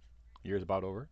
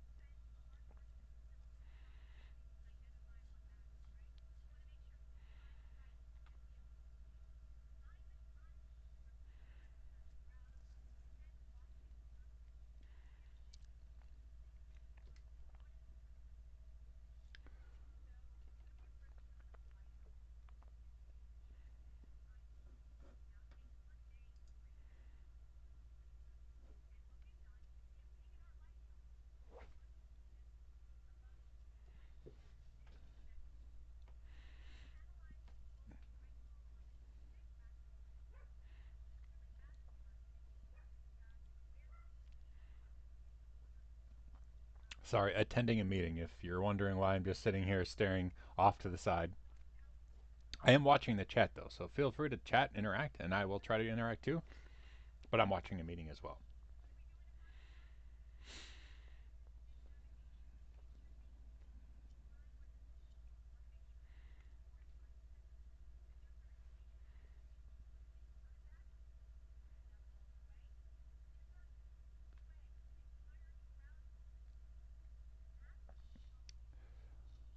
So the bookshelves, I just got them from Amazon. They're just wall-mounted bookshelves, and they are full of books. Seriously, they're just full of books. Or do you mean the? So here, let me. So if you, I guess you can't really see here either, but if you look, so there are shelves over there, over there. Um, those are just cube things with like drawers, and I added some extra shelving so I could use the short drawers to put more stuff. And they're all like electronics and hard drives and cables and audio equipment, cell phone stuff, microphones, video cards, networking. Um, Also a shelf of liquor, but that's a whole nother story altogether. Um, but yeah, all the bookshelves are mainly just books, though. I have a ton of books. I'm a book nerd, mostly science fiction, fantasy. There's also a bookshelf over here you can't see, and of course the one back here, which you can occasionally see if I move.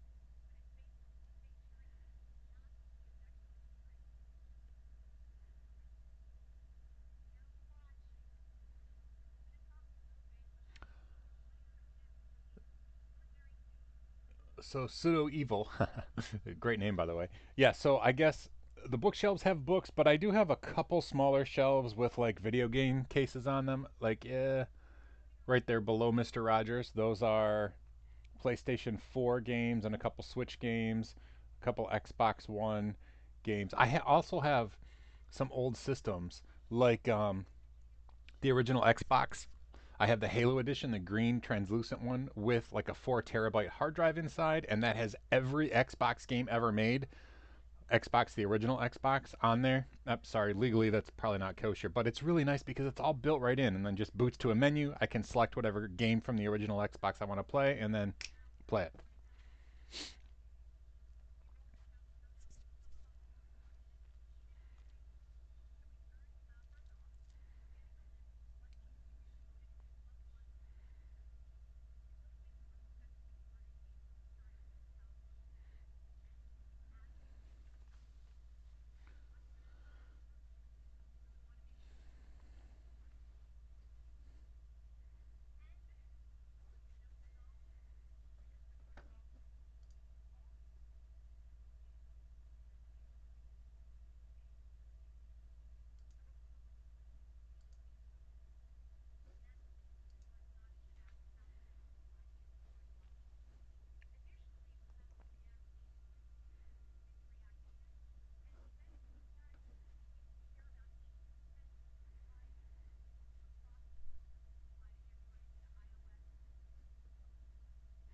So pseudo evil, I've run out of wall. There's no more wall to put anything, so that bums me out a little bit.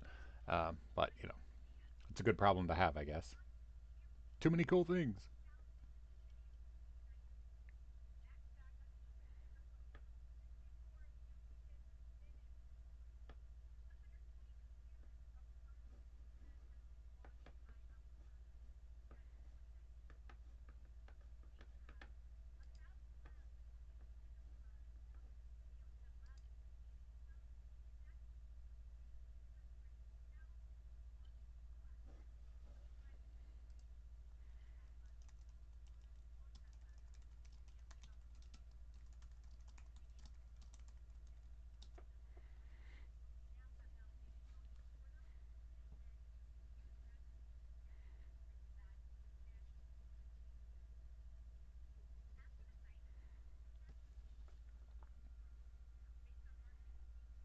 Whoa, congrats, pseudo evil. That's awesome, man.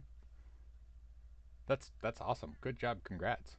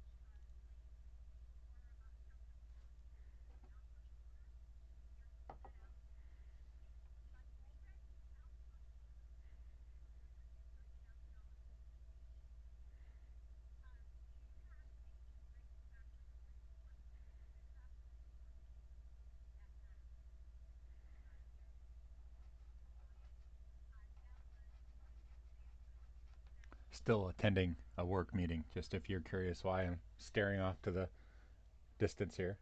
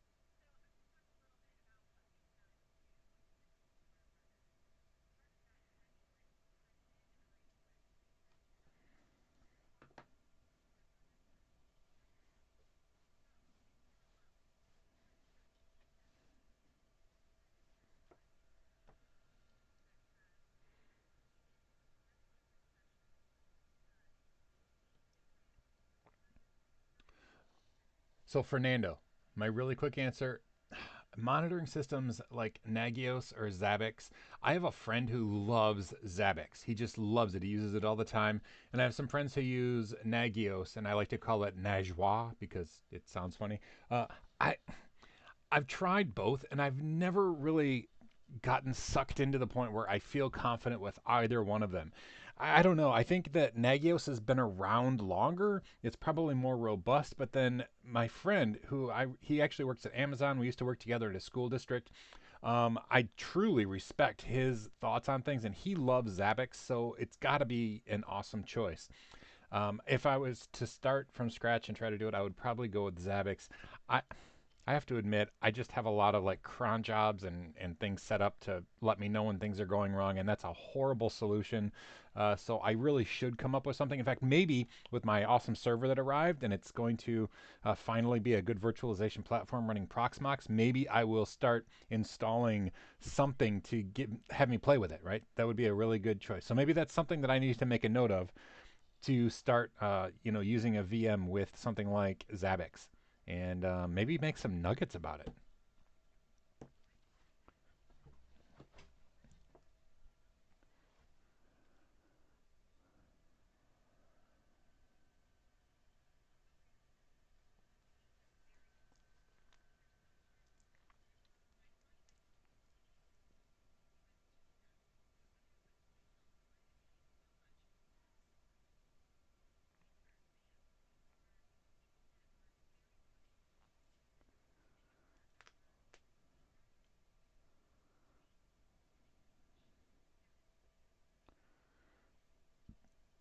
Yeah, Fernando, sorry, man, that probably wasn't terribly helpful. I mainly just talked about how sucky I am at deciding on something. Um, but I'm probably going to go with Zabbix. I think that part of Nagios, it's been around a long time, it's very stable, but it's also, I don't know. I don't know. I'm probably going to go with Zabbix mainly because of recommendation from a friend.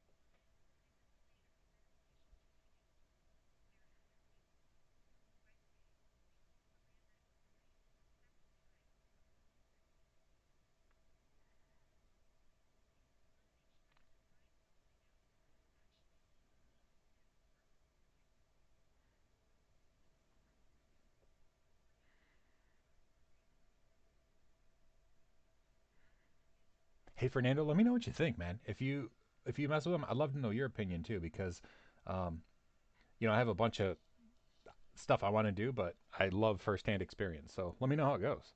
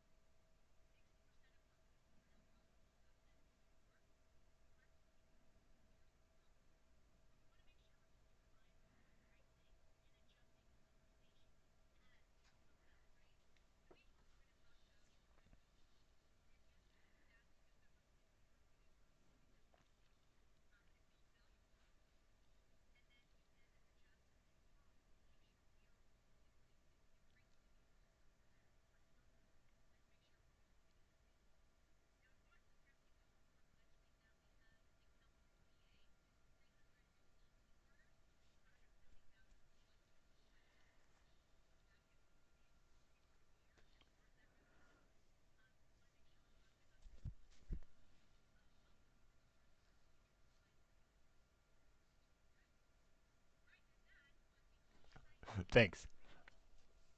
Yeah, I couldn't find it this morning, but my wife actually was using it as decorations. It was clipped onto our staircase going upstairs. So,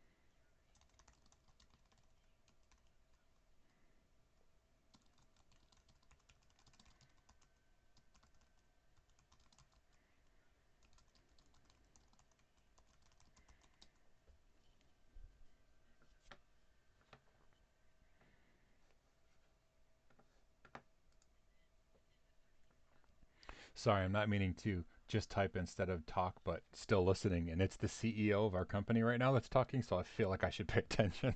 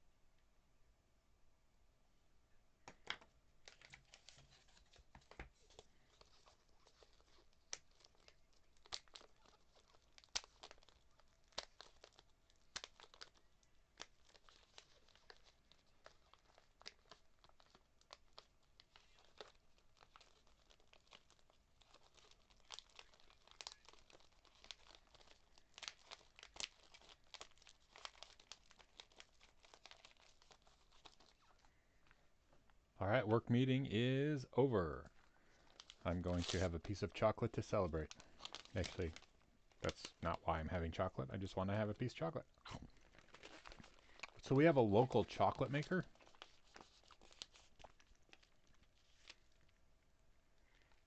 And this one has coffee built into it.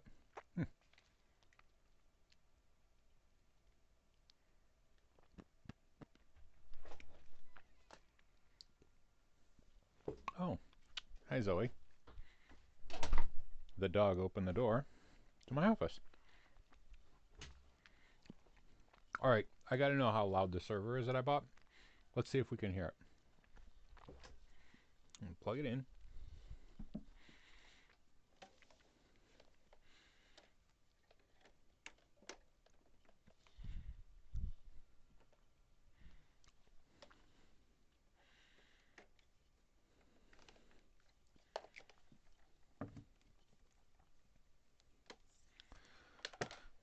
My concern is that I won't be able to keep this in our basement. I'm worried that it's going to be too loud, and like I'll hear it in my bedroom, and that's not going to make my wife happy. So let's see, how loud are you going to be? Where is the power button? Okay.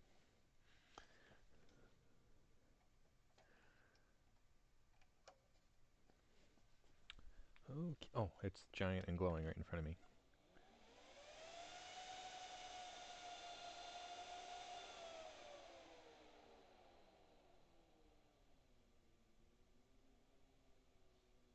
It's not too bad.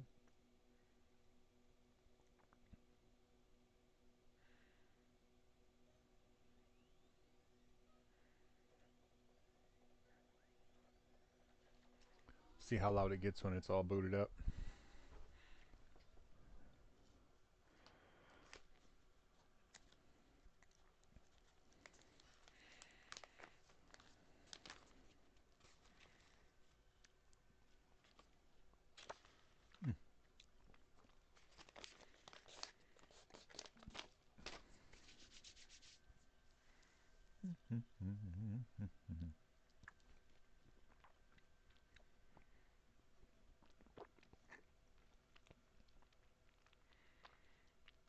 Oh, I have another work meeting at 1. My goodness, it's just a meeting sort of day. Alright, let's see if we can.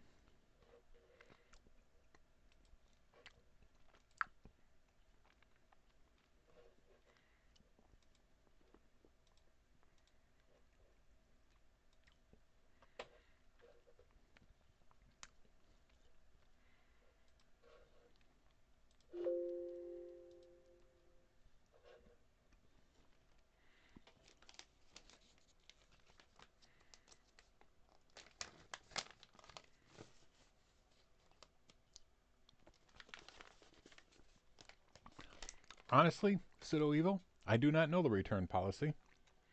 Also, yeah, it is very quiet. So I'm curious once it's going, how loud it'll be, like when it's actually in use.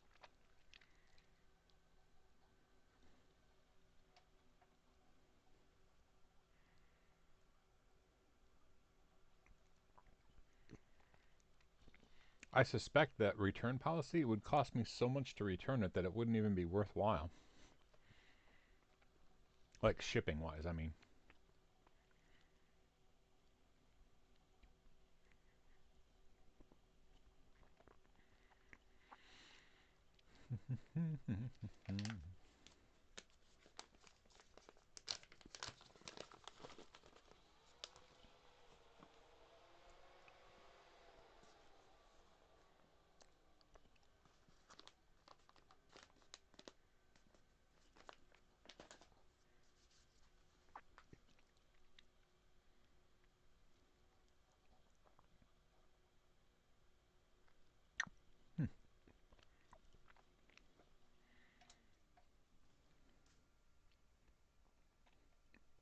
Looking forward to getting the hard drives in so that I can install it.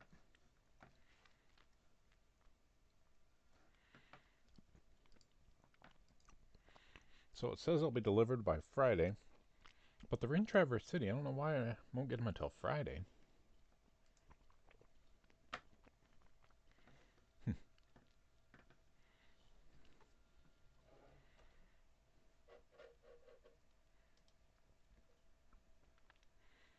Alright, this is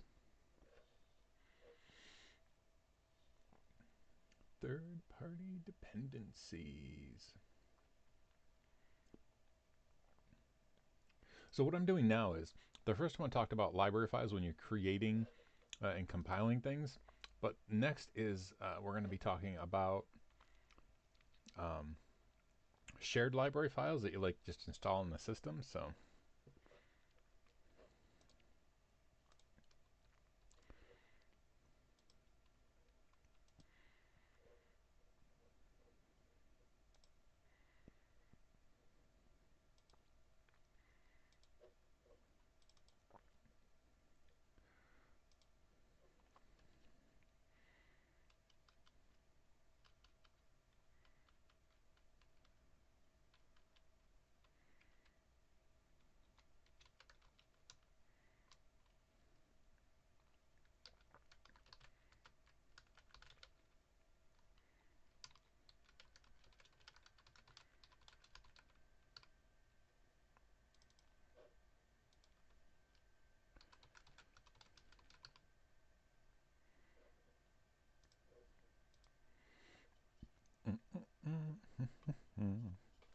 oh man, this chocolate is amazing.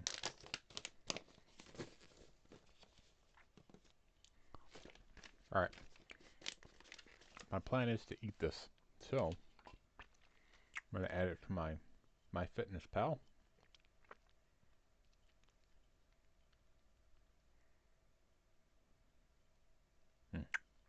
Not there.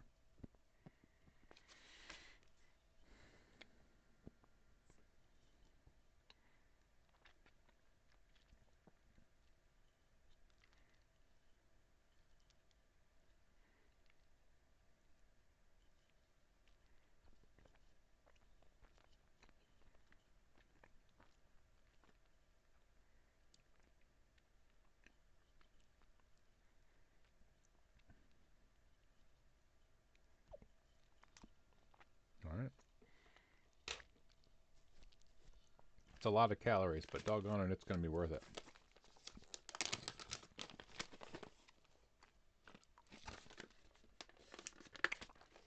All right.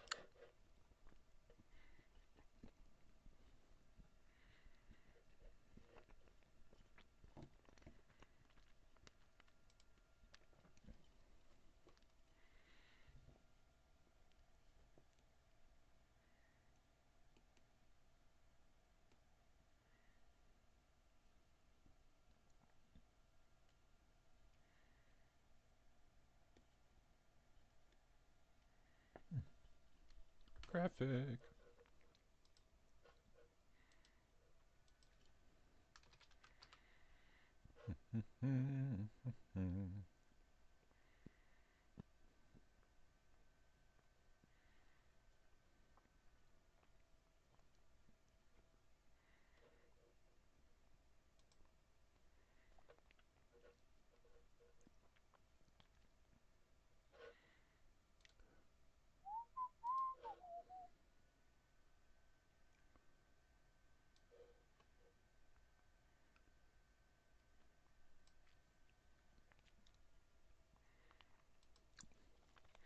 I am back to the stream. Hey, Lewis, good to see you. So I have meeting. It turns out I have a bunch of meetings. I've been attending meetings, and I have another one in 15 minutes I have to attend. So you get to stare at me staring at the screen like this for some of the time, but you know, it is what it is. Anyway, now I'm creating a graphic for our next nugget, which is all about third-party dependencies. I'm basically talking about the difference between using somebody else's library files to compile a program versus dynamically linking a library, which means your program doesn't include it; it just references it installed somewhere else. So.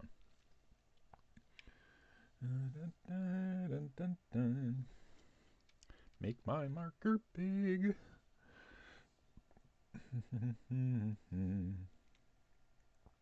Oops, that's not what I meant to do.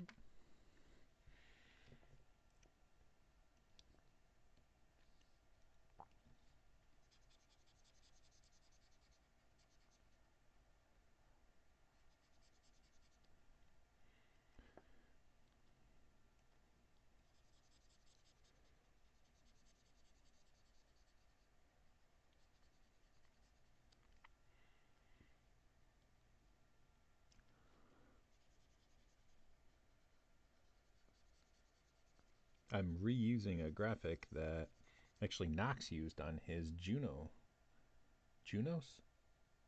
course.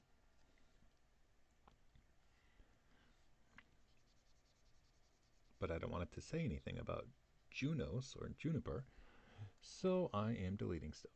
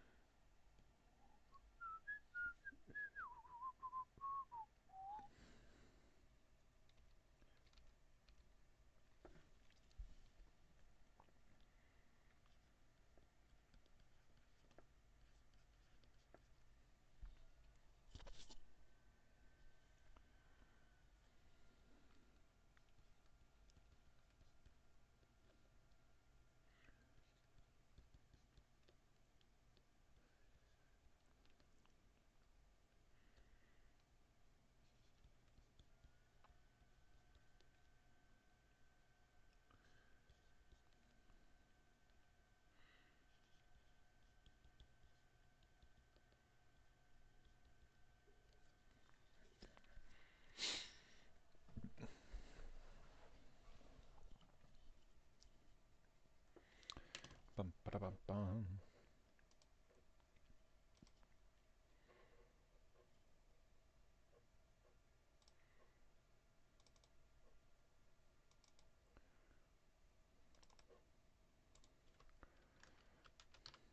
All right.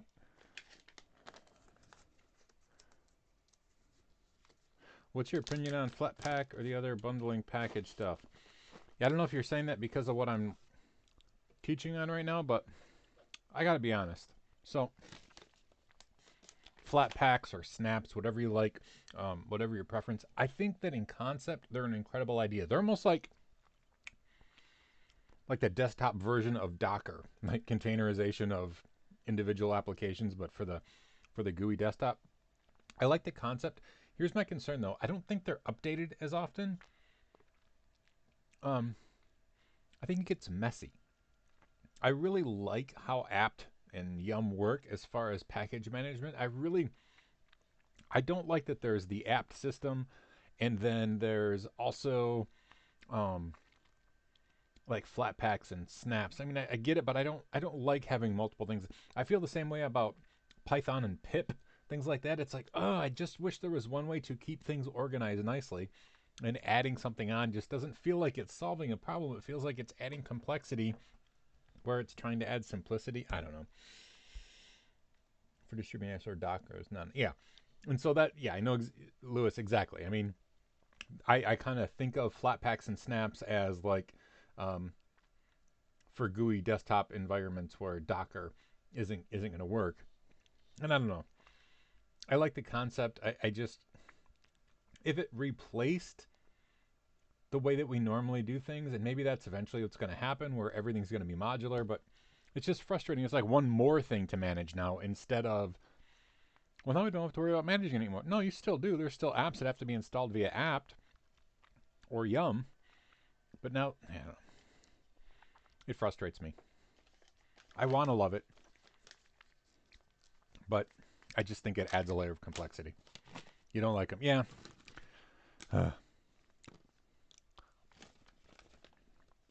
I think they're solving a problem that may not exist.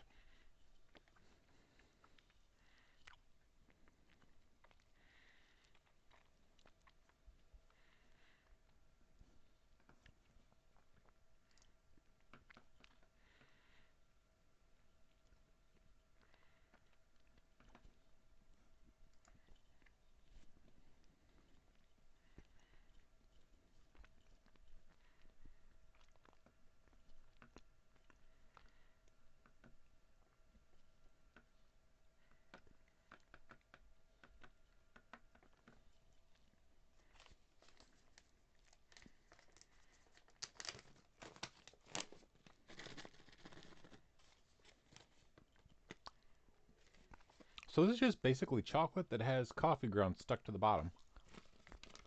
It's pretty compelling, though. Mmm. Now that's a good point. Linux games, because of the issues with dependencies, things like that, yeah, I could see that as a real issue. So okay, as long as it's clear too. I don't like. So one of the things I don't like about pip with Python is it's not clear to me what exactly is happening, where things are going, and what's pointing where, and so. But yeah, Linux games, I could see that as being a good use case.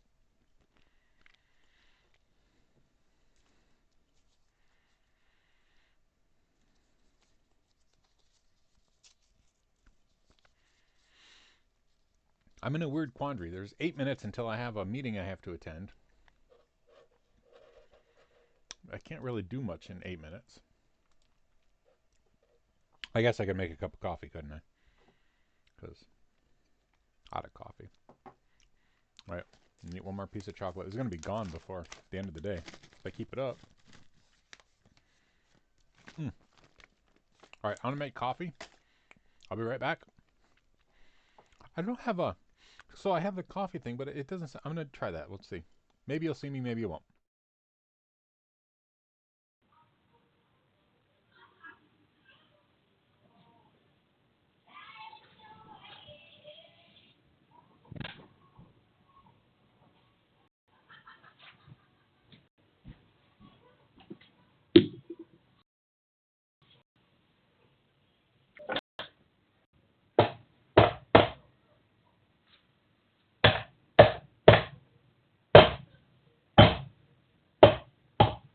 That's just a mess.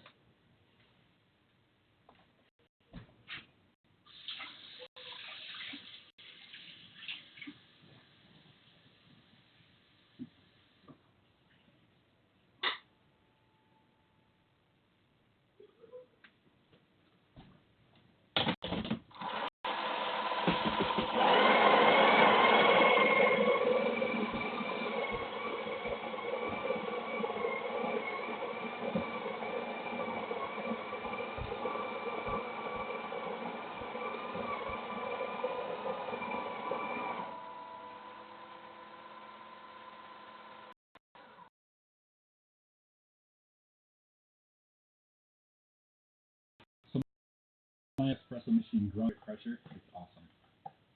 Gotta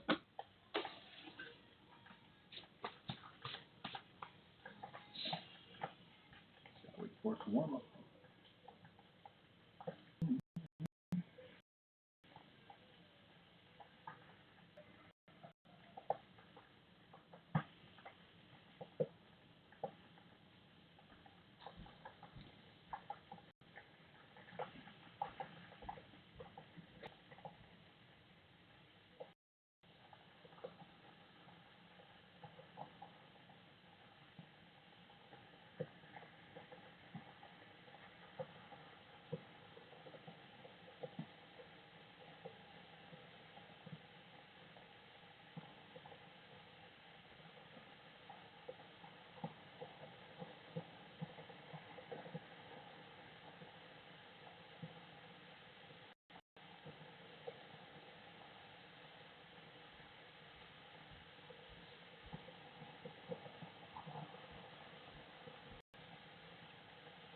forever to warm up. What is that, winter? It's up to 148 degrees.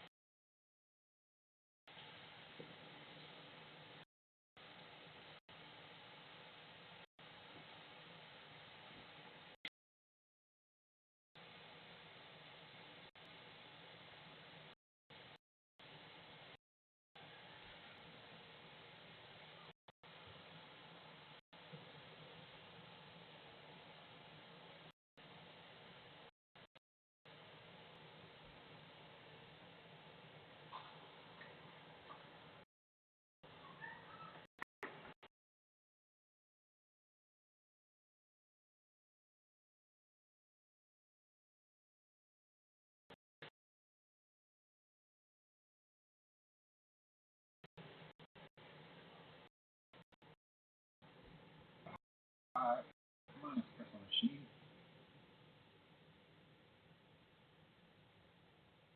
I had it right by the window, so I think it takes it longer to heat up.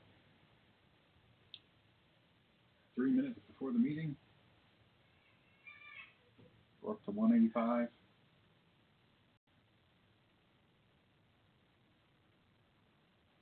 I could leave it on all day, but that seems wasteful.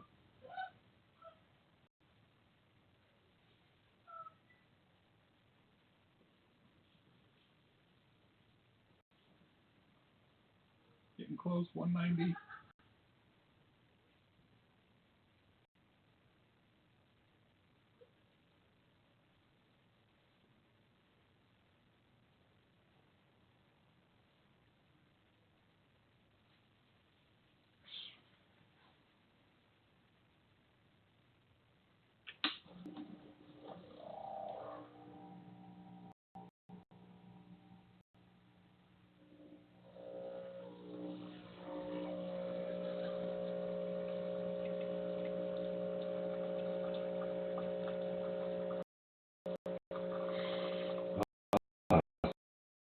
Smells so good.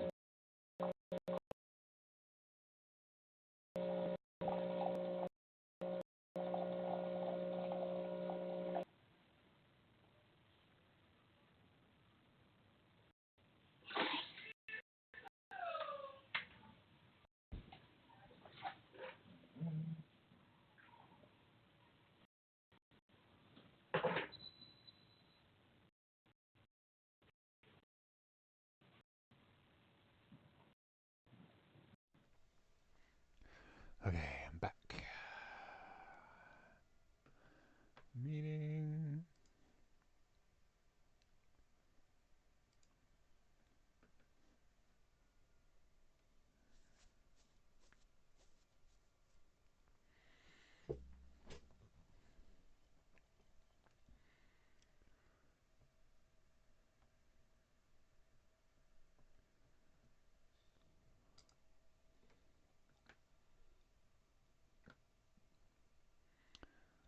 All right, I may have to actually mute this for the meeting if I have to interact, so we'll see.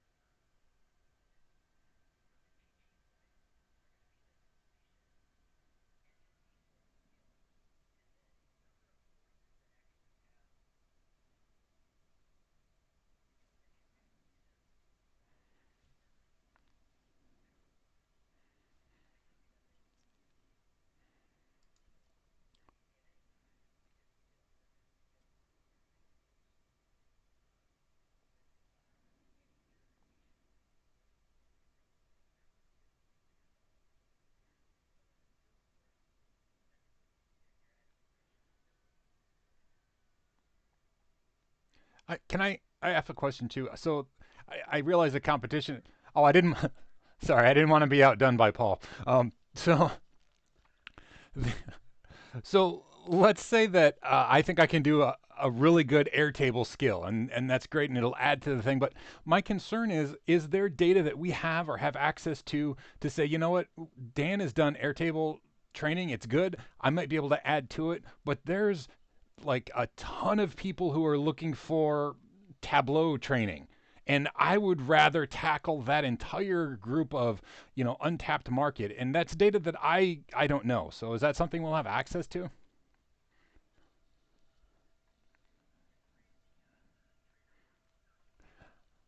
Okay, it's clear that I did not.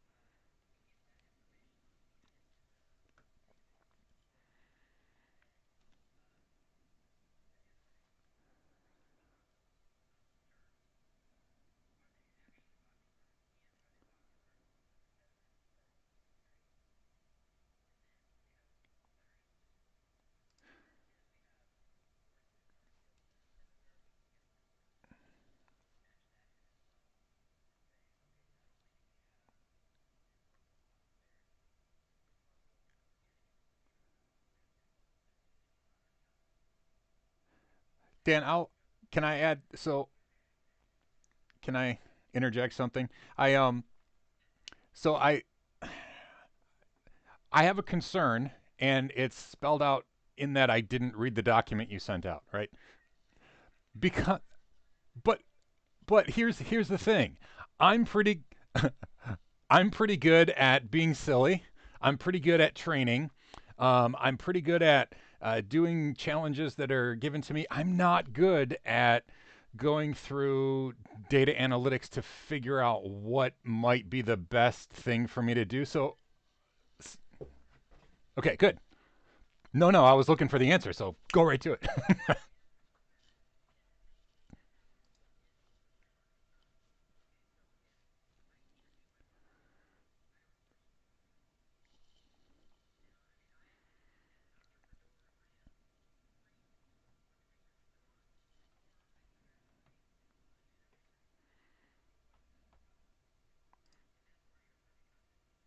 All right, I was going to say, so I'm part of this awesome team called CBT Nuggets. Is there anybody on that team?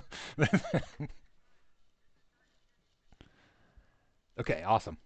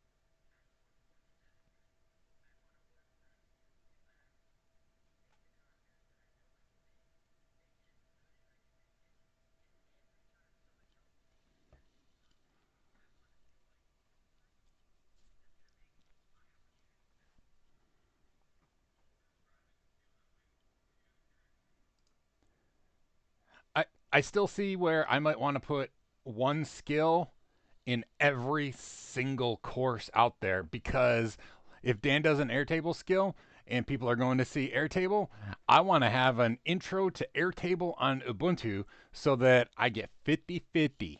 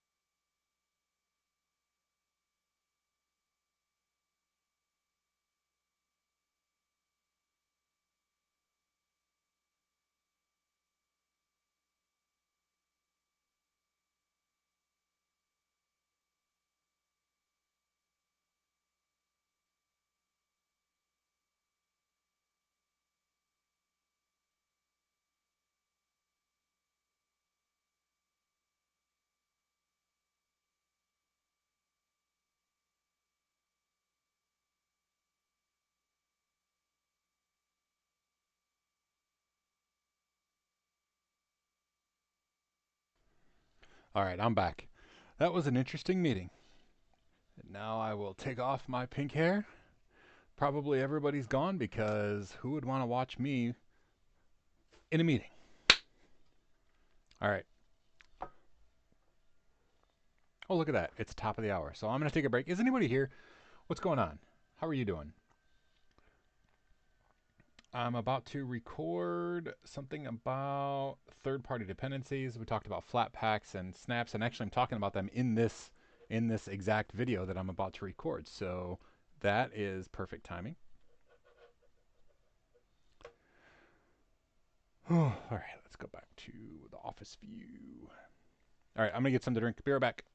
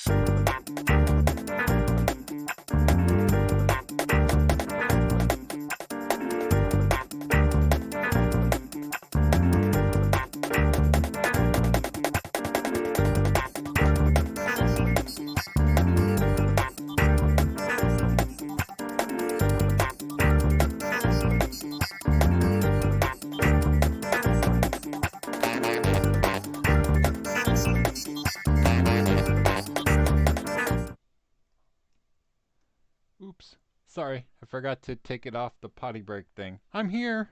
I've been typing this whole time. Sorry about that. Uh, yeah.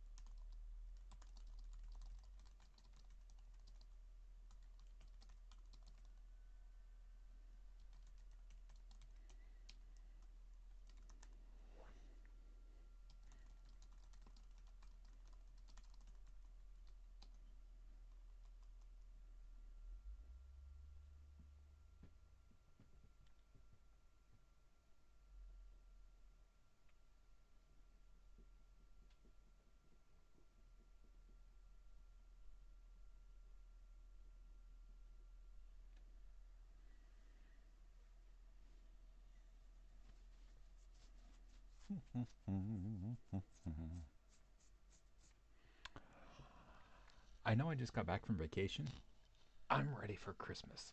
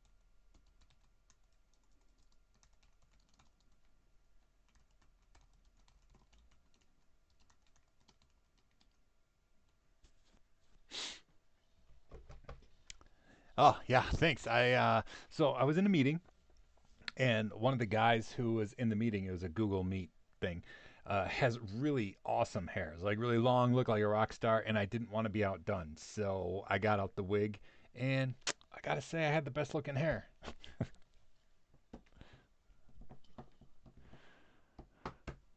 Oh, okay.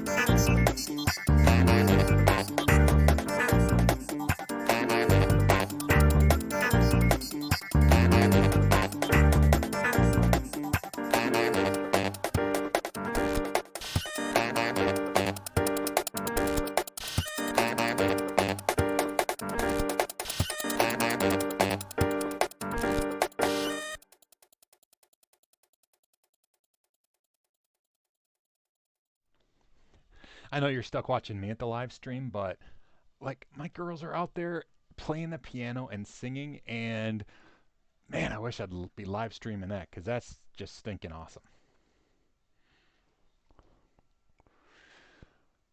Okay, I should work.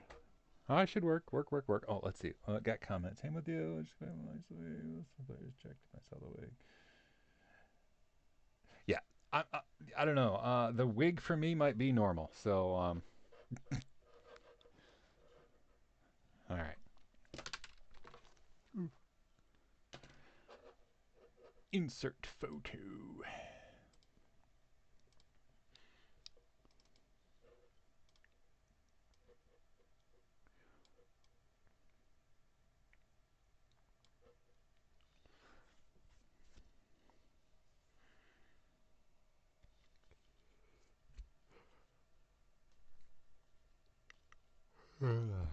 No. Ba ba da ba ba ba ba ba. Ha ha ha. Ha ha.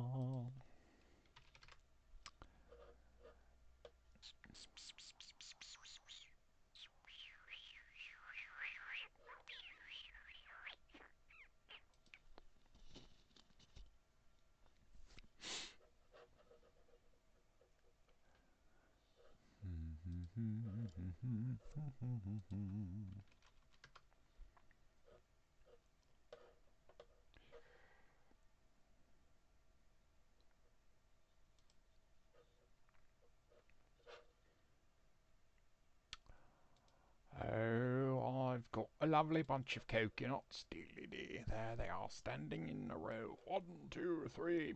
Big ones, small ones, some as big as your head. Alright, copy to clipboard, paste. Paste, paste, paste, paste, paste.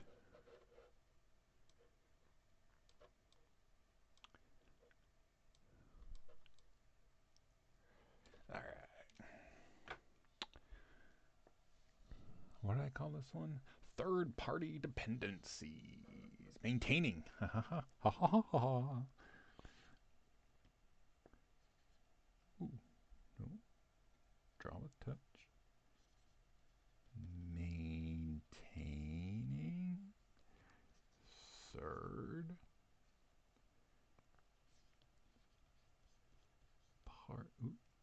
party dependencies. Shaboom.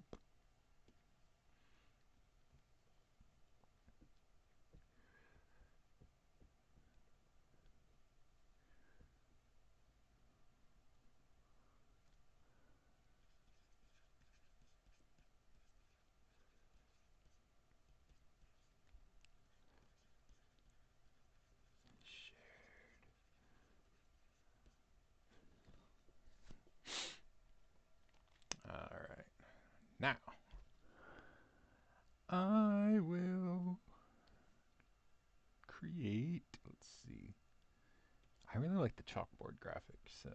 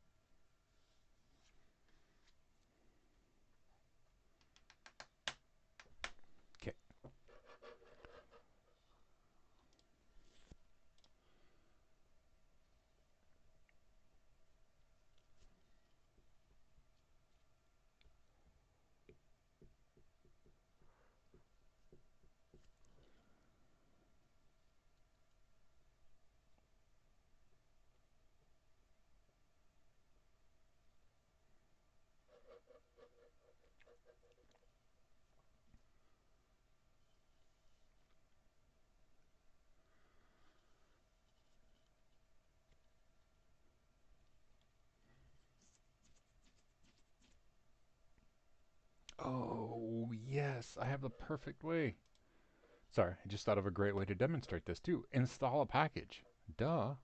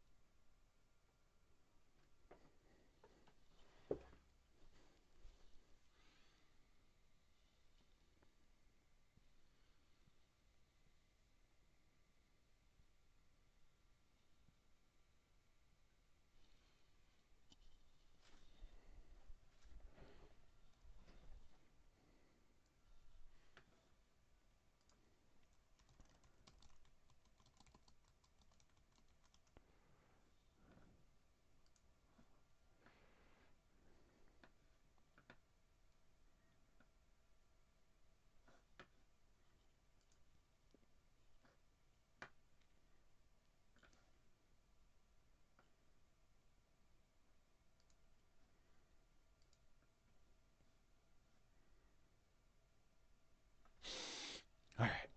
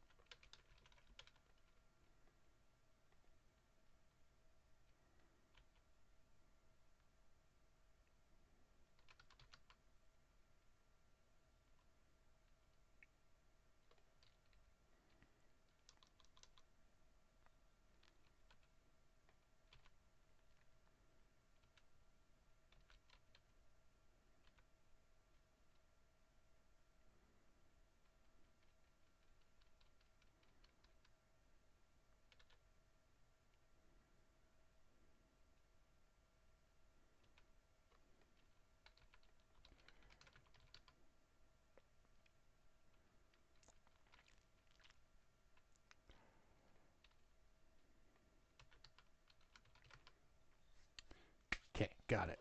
Got it.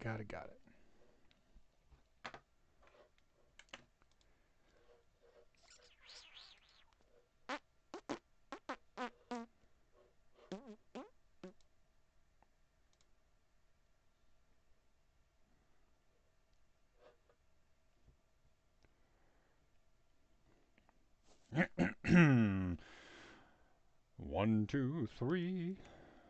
You and me. One, two, three. Doody dee.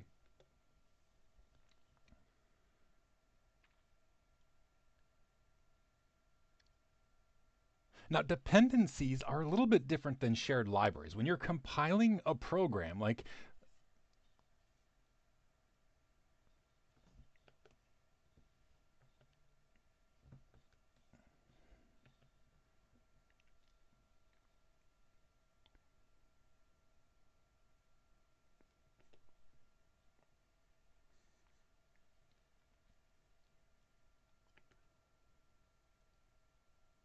Now, when you're compiling a program and you use shared libraries, it's a little bit different than dependencies on install. Let's try that again.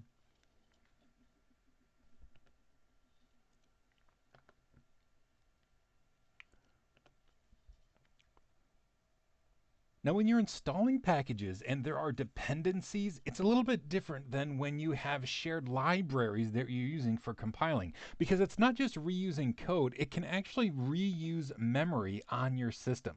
So here's basically how it works. We have a program, and in our case, let's say Firefox. Okay, so Firefox is a browser, we're all familiar with it, and there is a certain amount of code that is specific to Firefox. However, if you're using Firefox, there's a lot of things that every other program does that Firefox also does, like print services, file operations, network, GUI interfaces like the little X in the corner that we can, use to close the window, notification systems. All of these things are things that might already be loaded in memory. For example, a window manager is going to have all those window decorations along the top so that whatever program is running, it can take advantage of that already being in memory. We don't have to create a Firefox program that has, its own window decorations so that we can close it by pressing X in the corner. We can depend on something already in memory. And that's really the beauty of something like a third-party dependencies. We can install dependencies that are going to work on a wide variety of programs and then have a program more efficiently use that. And it's even better than just not having to reinstall it or recompile it. For example, if print services are already in memory, Firefox doesn't even just have to reuse code. It can actually use something that's already in memory. So it's going to use a smaller portion of memory than if it had to include all of that stuff in its program. Now, that does mean that we have to have things installed on the system already. Those are the dependencies. And we see that when we use something like apt, because apt is going to install all of those things that can live in memory that Firefox doesn't have to worry about. It can just reference it. They're called dynamic libraries because they're installed outside of the actual program. They're not compiled in to the program itself. We don't use libraries and then compile it in. We say, okay, I'm going to assume that the ability to close the window is going to exist, and I'm just going to reference that external library after the program is running. And so let's actually go to a command line and install something, because we'll see that happen. So, and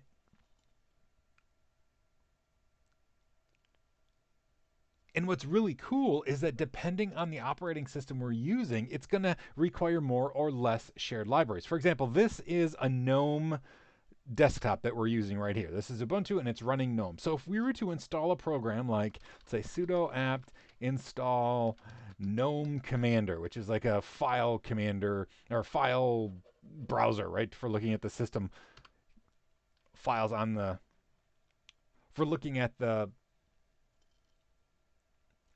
file system, okay? If we do this, it's going to install additional packages, things that it's going to reference. These are dynamic libraries. It's going to reference things that are going to be installed. For example, like libgnome canvas conman. This is something that it's going to draw on the screen, and rather than include it in the actual GNOME Commander binary, it's going to reference it by installing these libraries. Now, there are already a ton of things installed by default with GNOME that GNOME Commander is going to use. Here are the things that we need to install in addition in order for it to work. But let's say that we were to install a program. I'm going to say no here. Let's say we were, rather than installing a GNOME program, if we were to install something from KDE. So let's say sudo apt install Kate, which is a KDE text editor.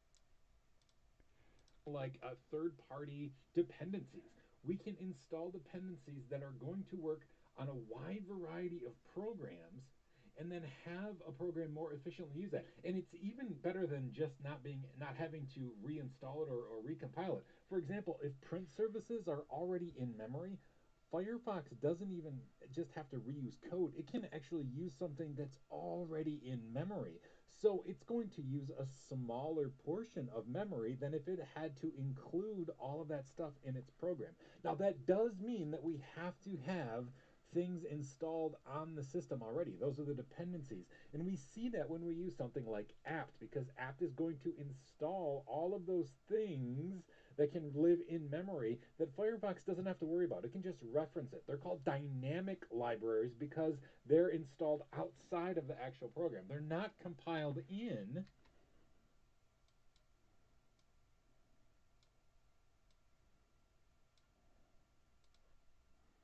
Not compiled in to the program itself. We don't use libraries and then compile it in. We say, okay, I'm going to assume that the ability to close the window is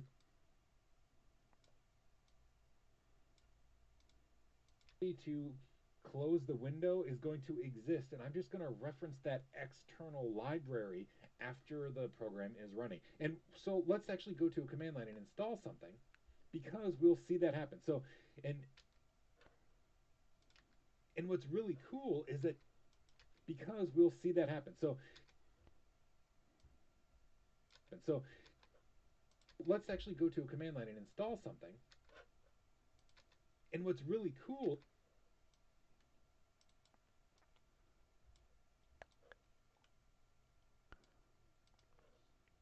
So let's actually go to a command line and install something. And what's really cool is that depending on the operating system we're using, it's going to require more or less shared libraries. For example, this is a GNOME desktop that we're using right here. This is Ubuntu and it's running GNOME. So if we were to install a program like, say, sudo apt install GNOME Commander, which is like a file commander or file browser, right, for looking at the system files on the for looking at the file system, right, which is like a file commander.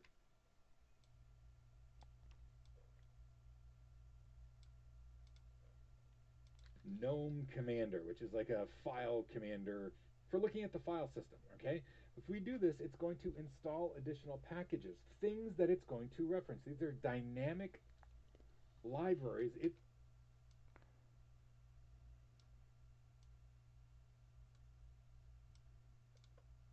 These are dynamic libraries. It's going to reference things that are going to be installed. For example, like libgnome canvas common. This is something that it's going to draw on the screen, and rather than include it in the actual GNOME Commander binary, it's going to reference it by installing these libraries. Now, there are already a ton of things installed by default with GNOME that GNOME Commander is going to use. Here are the things that we need to install in addition in order for it to work. But let's say that we were to install a program. I'm going to say no here.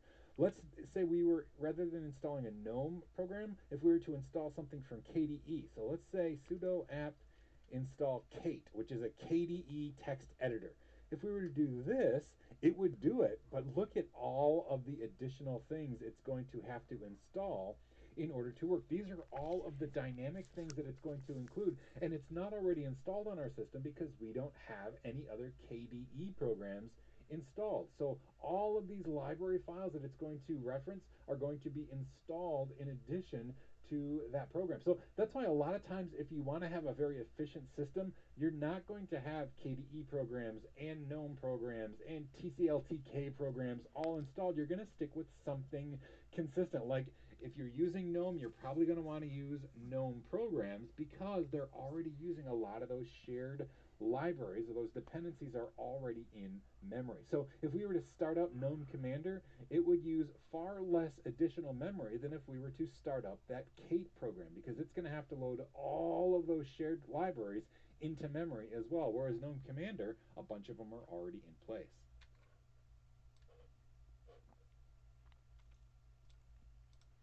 So having dependencies separate from the actual program is a really great way to be super efficient. Now, there are some problems because the dependencies are version specific. So one program might depend on a certain version and another program might require some other dependency version, and then we can end up with some conflicts. However, it's such an efficient way to utilize memory that really this is the way that most programs are designed, to use these library files, these dependencies that can be independent from the actual compiled program itself. We just compile them with the assumption that all of the dependencies can be installed alongside of it and loaded into memory. So multiple computers, for example, this program and this program and this program can all use a single dependency if they are all built on that same system that is going to expect that same dependency.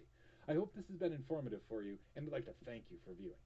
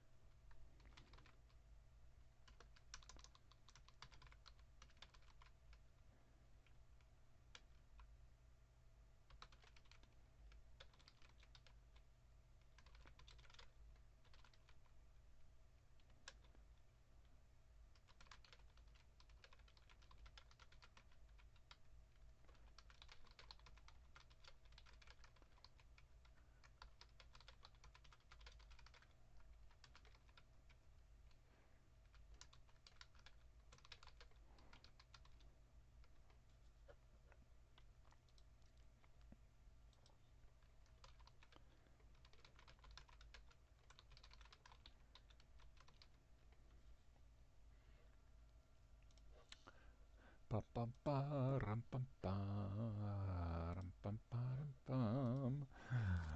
Compiling video. Do, do, do, do, do, do, do, do.